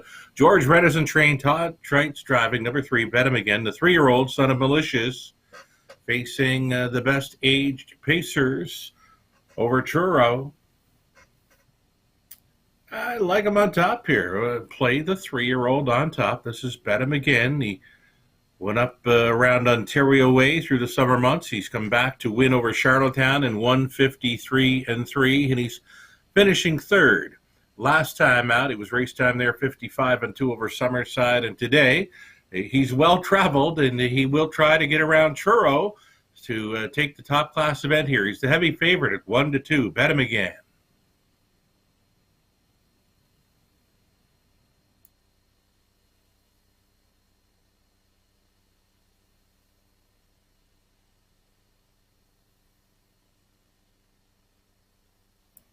Here's number 6, American Risk, very sharp in recent starts, 4 wins in his last 5 outings, but today he draws it outside post, so it does get a bit tougher today. Still worth a look, though, for a top 2 finish. He's at even money, the second choice currently. Andy Campbell tries for his 3rd straight driving win this afternoon. Andy Campbell circled them with Cool Dew, and then a pocket ride to victory with Camco Willow. He'll get a shot with number 6, American Risk, here in race 7. 2 minutes to go.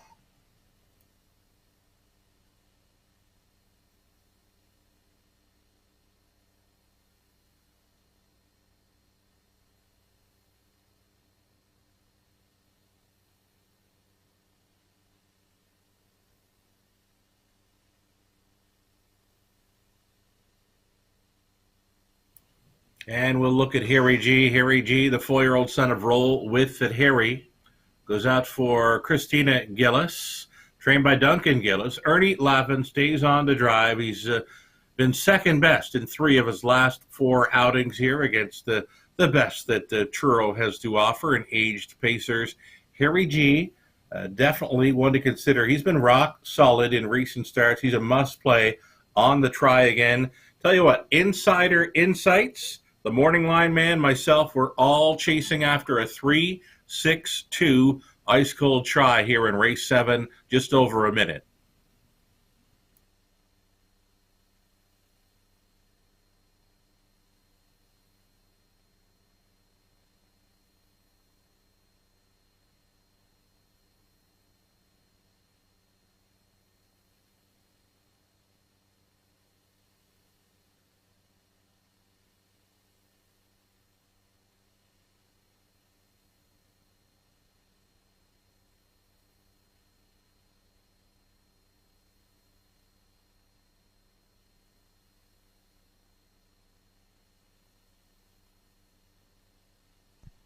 Last call, less than 1 minute.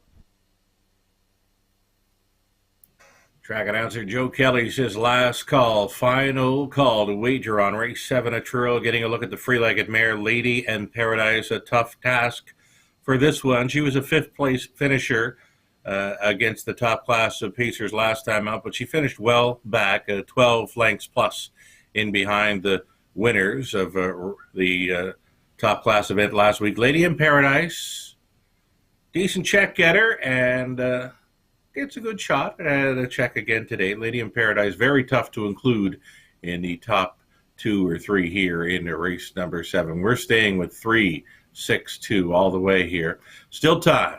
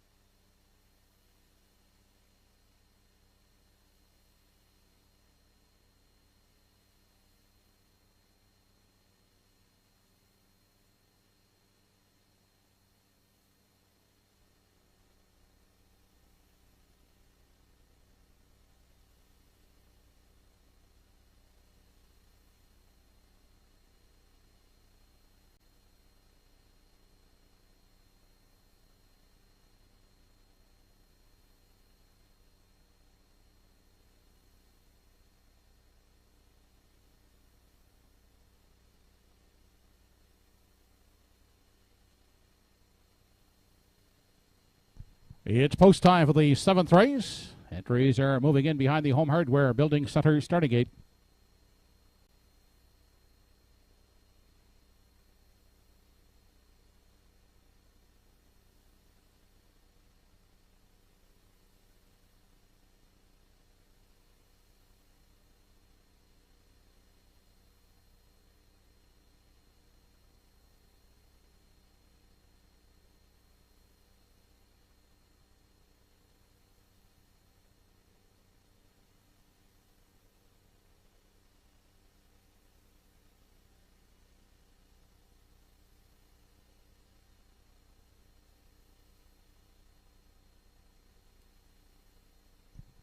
Featured 7th race of the afternoon, top of the stretch. It includes Good Friday 3, Harry G, Bet 'em Again, Thunder Alley, Lady in Paradise, and American Risk.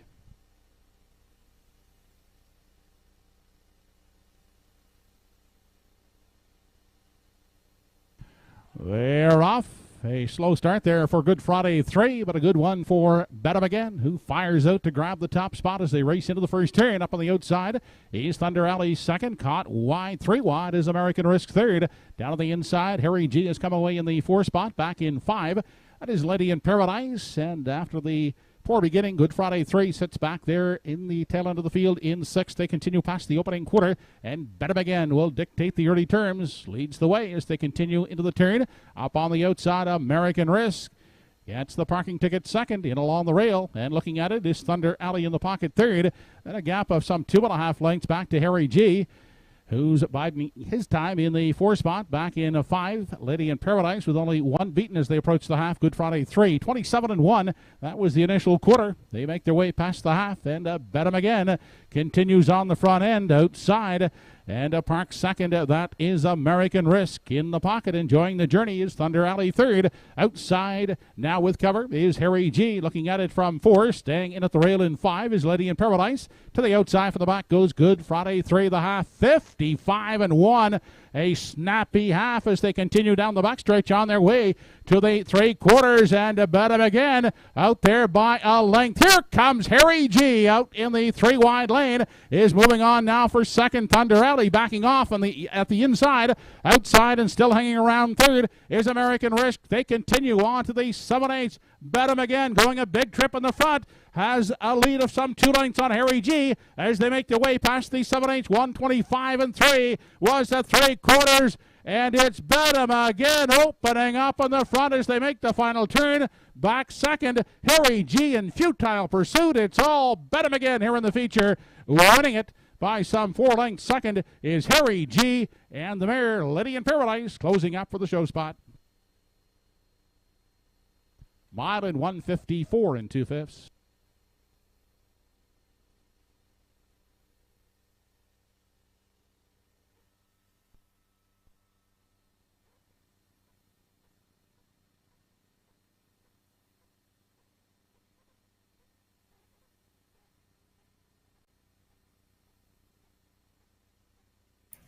Todd Trites taking no prisoners here aboard the 3-year-old Bet 'em Again, sired by Malicious, at a Bet 'em Laura by Largo. For the ownership connections of Lily, Lecky, McLaughlin, and McDonald, George Renison trained Todd Trites driven to win. How about the fractions? 27-1, 55 half miler.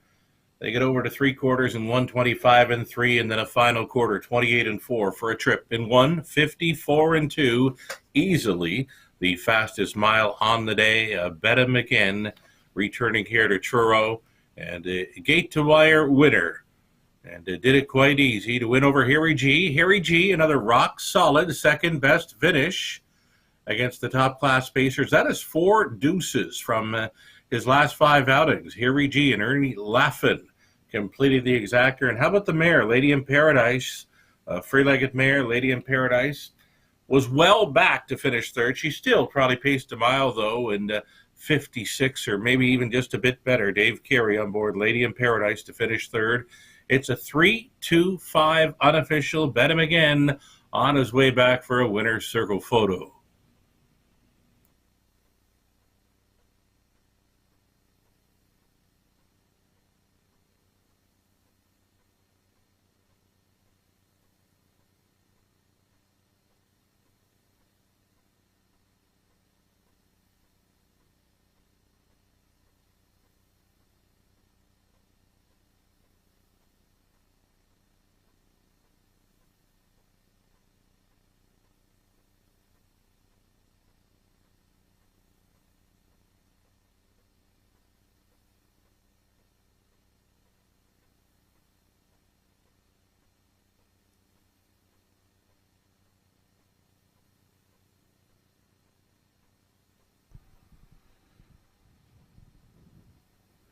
Back in Victory Lane, the winner of race 7, number 3, Bet 'em Again, 3-year-old Brown Gelding by Malicious out of the Largo Dam, Bet 'em Laura. He's owned by Jeff Liddy, Christina Leckie, Blair McLaughlin, and Ian McDonald. Trained by George Renison, Todd Treitz this afternoon, the winning driver. Bet him again, pacing at 154 2/5.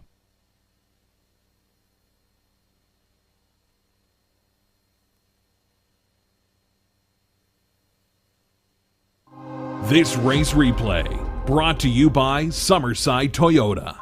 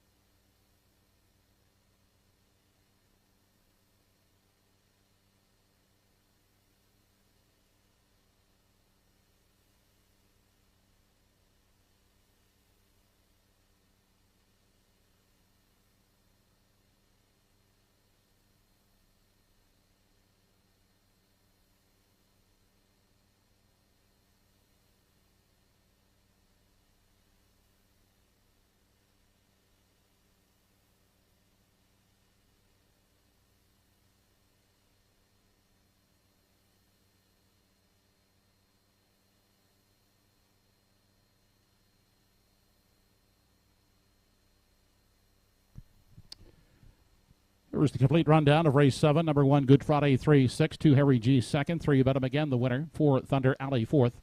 5, Lady in Paradise third. 6, American Risk fifth. Fractions were 27-1, 55-1, 125-3, mile and 154 2/5. In review from the top, 6-2-1, 4-3-5. 3-2-5 try, $39.90. The 3-2 exactor, $4 even. Nobody selected 5 out of 5 this afternoon in the pick 5. Carry over to next Monday's card, $318 even.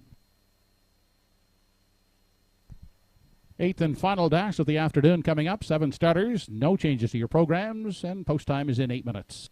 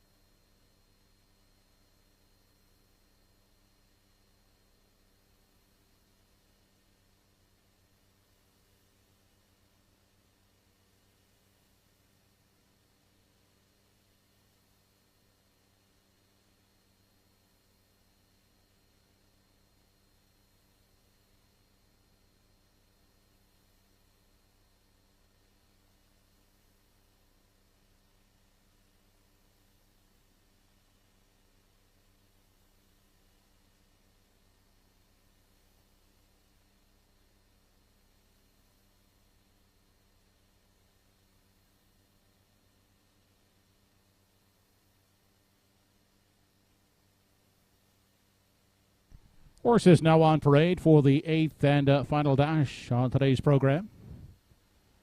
From post 1 in the finale is Anna Circadian. Cyril Harvey will do the driving for Robbie Smallwood.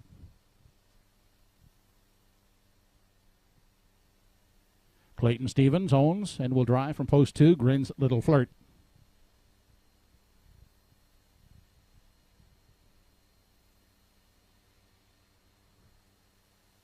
Number 3 is Black Electra, but they won't back down stable, Andy Campbell up.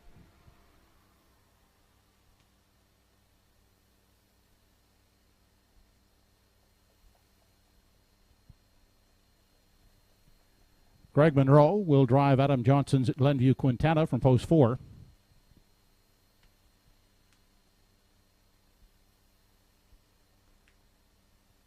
Post 5 belongs to What Can You Say, owned by Pam Moore. Robert Laffin up.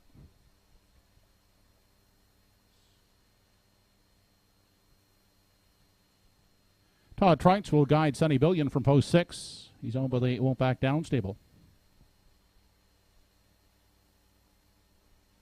Margaret Hobson, Heather Gaddy, Gail Scalhorn, and Gloria Carey are the owners of number 7 Whistling Cricket. Dave Carey is the driver. Post time for the 8th in 5 minutes.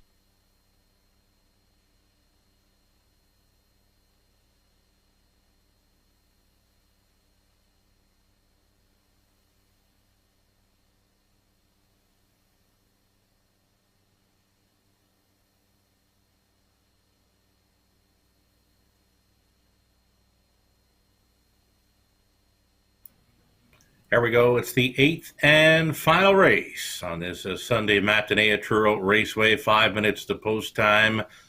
Birthday wishes. Happy birthday, Danny Romo. Danny Romo celebrates a birthday today. So if you happen to see Danny around the backstretch, wish him a happy birthday.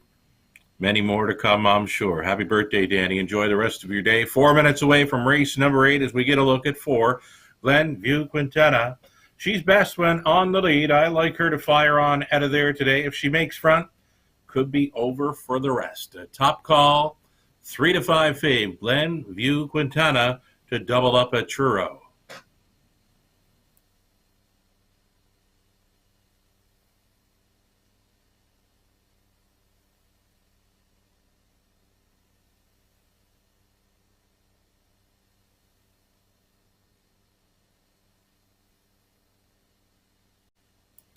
Bit of a long shot player here in number 7, Whistling Cricket. I liked her last time out, but she got caught up in traffic, the free-legged filly.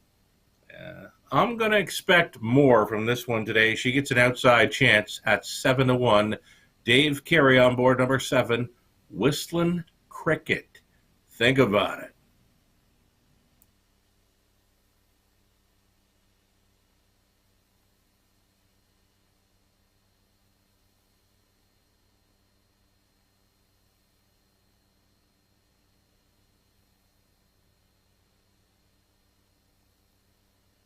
Here's number 5. What can you say? Robert Laffin stays on to drive. A solid winner, 2 back when rolling first up and clearing after the half mile. Last time out, he was grinding away to finish 4th over the sloppy going. I like the chances for him on a fast track, and that's what we've witnessed today at Truro. Track conditions have been very quick. A 154-2 top-class victory by Bet 'Em Again. Here is 5. What can you say? Offering 6 to 1 value.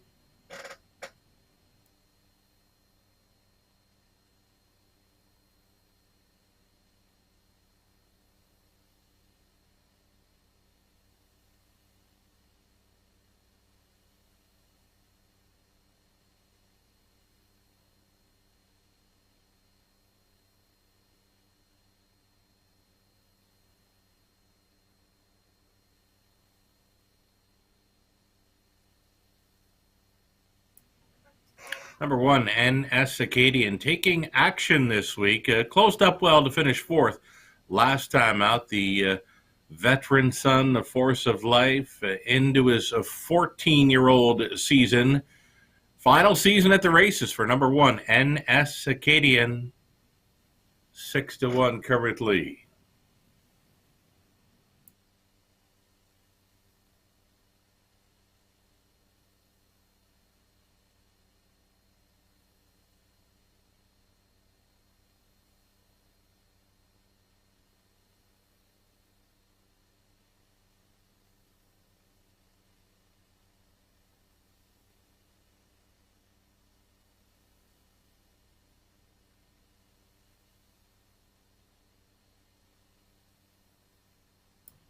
Getting a look at number 6, Sunny Billion. 1 of 2 starters for trainer Gardner McCollum. 1 of 2 starters for the ownership group of Won't Back Down the Stables. Number 6, Sunny Billion, goes out with the barn mate number 3, Black Electra, here in the finale. Todd Trites with the catch driving assignment on board of Sunny Billion, a 10 to 1 long shot player here.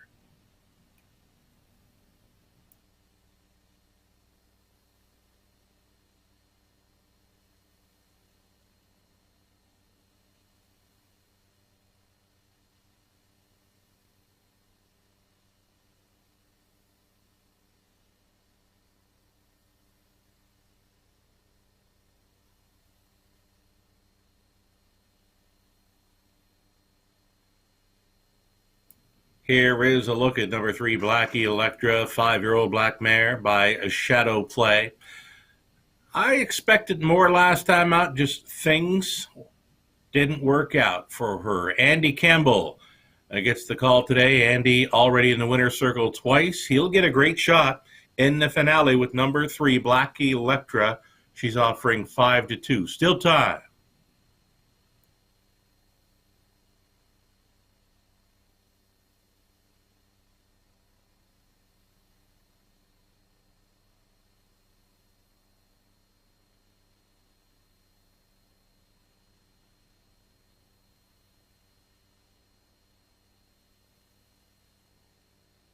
We've seen the rest. We'll see one more here in number 2, Grin's Little Flirt. She's a second best in the qualifier last time out over Truro. A long shot player, the longest shot on the board here, Grin's Little Flirt. Tough task for this one as she hasn't hit the winner's circle in the last few seasons. I'm going to stay with a 4-7-5, and I will also tout the 3, Black Electra, for a piece of this one. Final call for wagers on our 8th and final at Truro Raceway.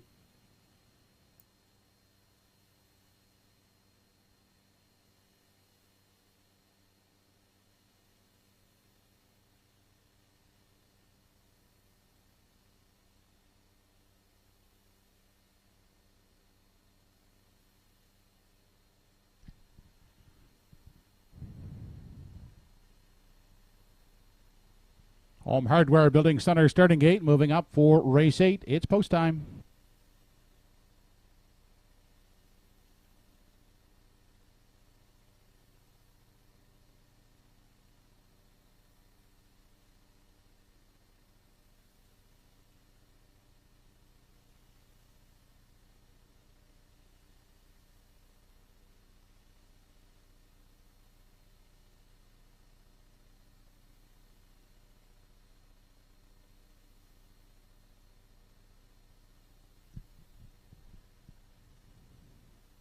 Final race of the afternoon, top of the stretch, has NS Acadian, Grin's Little Flirt, Black Electra, Glenview Quintana, What Can You Say, Sunny Billion, and Whistling Cricket.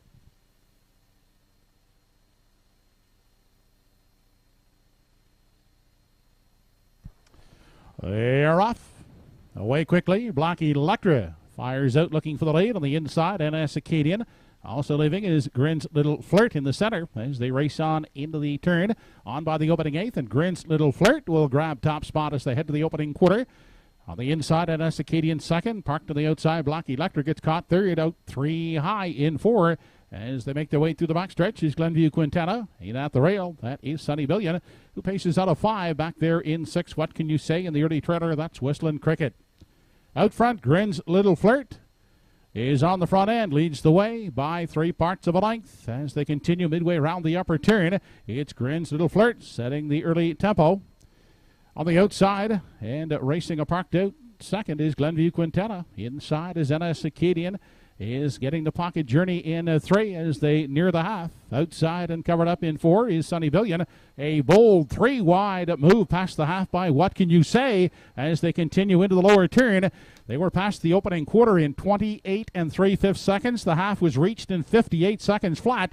And on the outside, Grin's Little Flirt drifting off the rail on the inside. NS Acadian on the outside and up into contention now. What Can You Say? Is spotted third. Inside and buried out the rail is Whistling Cricket fourth. Outside and coming 3 high, now 4 high from 5 is Black Electra. They race past the 3 quarters. NS Acadian is the leader. Out 3 wide. That's Black Electra. Now second. What Can You Say? Is tiring in the center third. 3 high fourth is Sunny Billion. They race on to the 7/8. NS Acadian holding the lead 3 parts of a length. 129 3 was the 3 quarters. NS Acadian leads them off the top turn. Inside awaiting the passing lane is Whistling Cricket. On down the stretch they come. NS Acadian, Whistling Cricket has found the passing lane. On through the stretch, and Whistling Cricket up the passing lane to take it by half a length.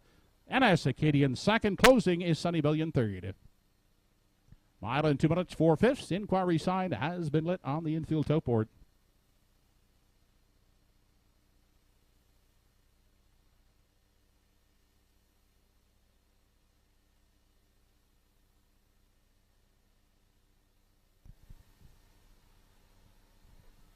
Judges have two inquiries underway here in the 8th race, looking at racing action near the 3/8 and also near the midway point. Hold on to all tickets. Okay, race 8 then going under review. A pair of judges' inquiries here. I like this 7 Whistling Cricket last time out and just got caught in traffic, and today it worked out for the 3-year-old daughter of Immaculate. Dave Carey saved all the ground and got up late here to score the upset win, 8-1 on Whistling Cricket for the victory. Number 1, NS Circadian, the 14-year-old, grabs a second, and then Sonny Billion, who was out about 5 deep through that final quarter, does get up for third. Todd Trites catch driving for trainer Gardner McCollum in the Won't Back Down stable. It's a 7, 1, and 6 unofficial. We knew going into that first turn and following that first turn, things were going to be crazy throughout that final race. And a couple of judges' inquiries as they review a couple of spots of racing action through the finale.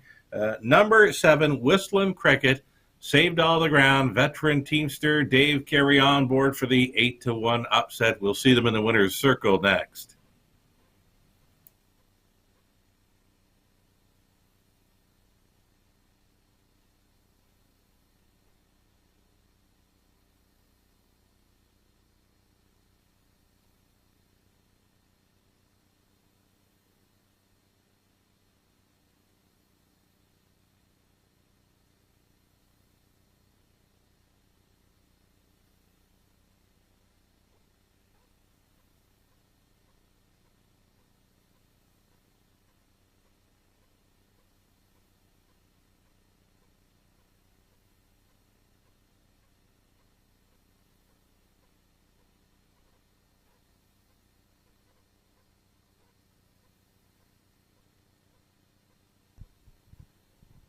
There are two inquiries underway here in the 8th race. However, it will not affect the winner, who's now back in victory lane. That's number 7, Whistling Cricket, 3-year-old bay filly by Immaculate. Out of the McCardle Dam, Lady McCardle, owned by Heather Gaddy, Gail Skellhorn, Margaret Hobson, and Gloria Carey, trained and driven by Dave Carey. Whistling Cricket, with a new lifetime best of 2 minutes, 4/5.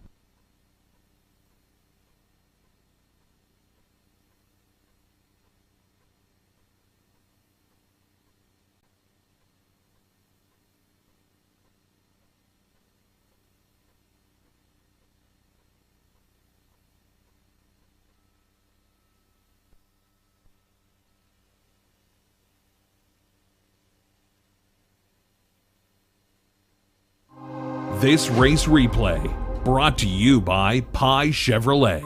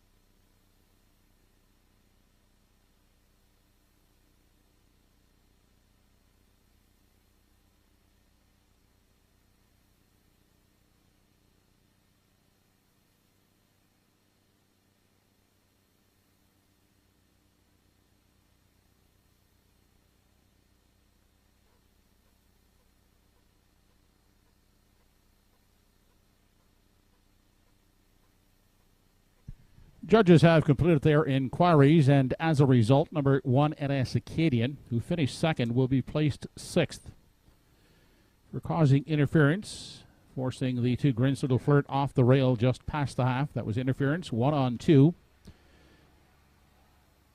Past the half. And in the second inquiry, it was determined that number 3 Black Electra did cause interference in the first turn on number 4 Glenview Quintetta.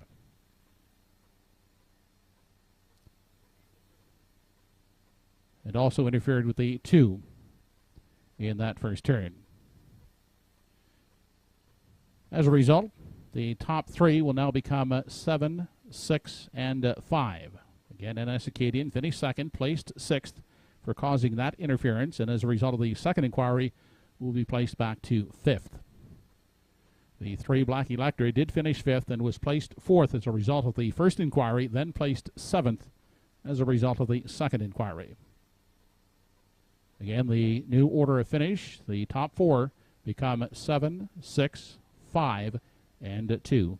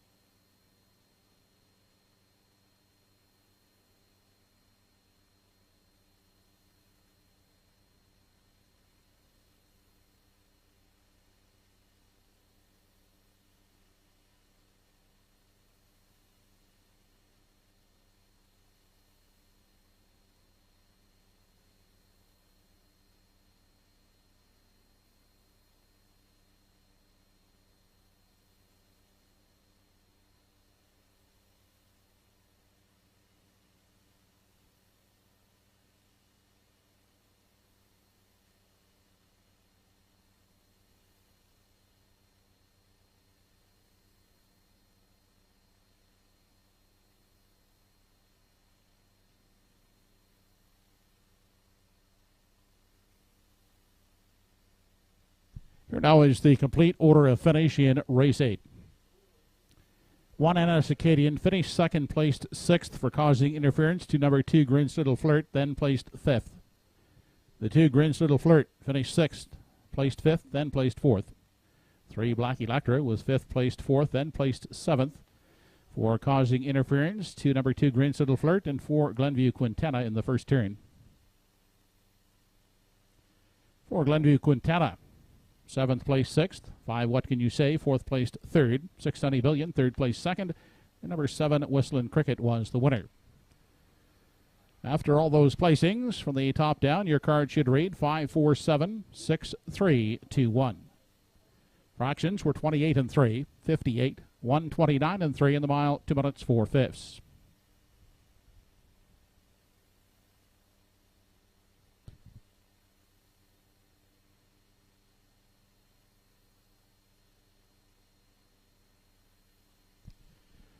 Triactor in the 8th race, 7-6 all, $1 ticket, $424.85. The $1 7 all exactors, $65.05.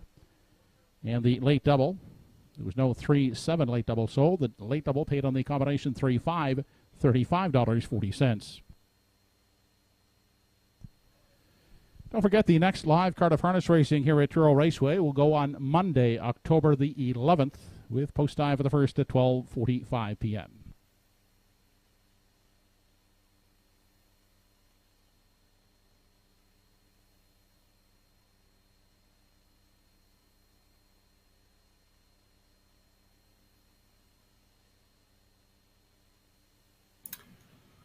Alrighty, that concludes another Sunday at the Truro Raceway. Been along for the ride, Sugar Doyle. Now based out of London, Ontario, for Universal Media Studios in Charlottetown, Prince Edward Island. Been happy to team up with Truro throughout the summer months, and now we'll continue on as I settle back into my, earning my winter keep at the Raceway at Western Fair, London, Ontario. We begin racing tomorrow evening. 5:50 start time here. That's 6:50 in the Atlantic if you want to tune in. We're going to race on Monday, Tuesday, and Friday evenings here. You can follow me on Twitter at Sugar Doyle. I'm on Facebook as well. We'll keep you up to speed on all the action here around London. And as well, we share stuff on Twitter for Truro Raceway, and we do picks as well. So, give us a follow. Congratulations to the connections of Betta McGinn, winner of the top class event, 154 and 2. Andy Campbell with the driving double today, circling them with a cool do. He is some fun to watch. Circling from last 4 deep for his 3rd victory in a row, took a new mark today. And the three-legged filly in the finale, also coming from last for the veteran teamster Dave Carey. She took a new mark. News out of Summerside, Up Helia for Riley Farms. Trainer Claire MacDonald, driver Kenny MacDonald made it 8 in a row today in Lady Slipper Stakes action. Now the 2-year-old trotter just shy of $40,000 in career earnings through the rookie season. So wonderful story there. And Up Helia, the only time that horse has been beat was the first career start where it finished 3rd. Now 8 wins in a row for Up Helia for Riley Farms, again, trained by Claire MacDonald, driven by Kenny MacDonald. An easy winner today in stakes action over Summerside. Glad you could join us today at Truro Raceway. As Joe Kelly mentioned, no racing next Sunday. It will be the holiday Monday as part of the Thanksgiving weekend. Hope you enjoyed your time with us. Enjoy the rest of your weekend, folks.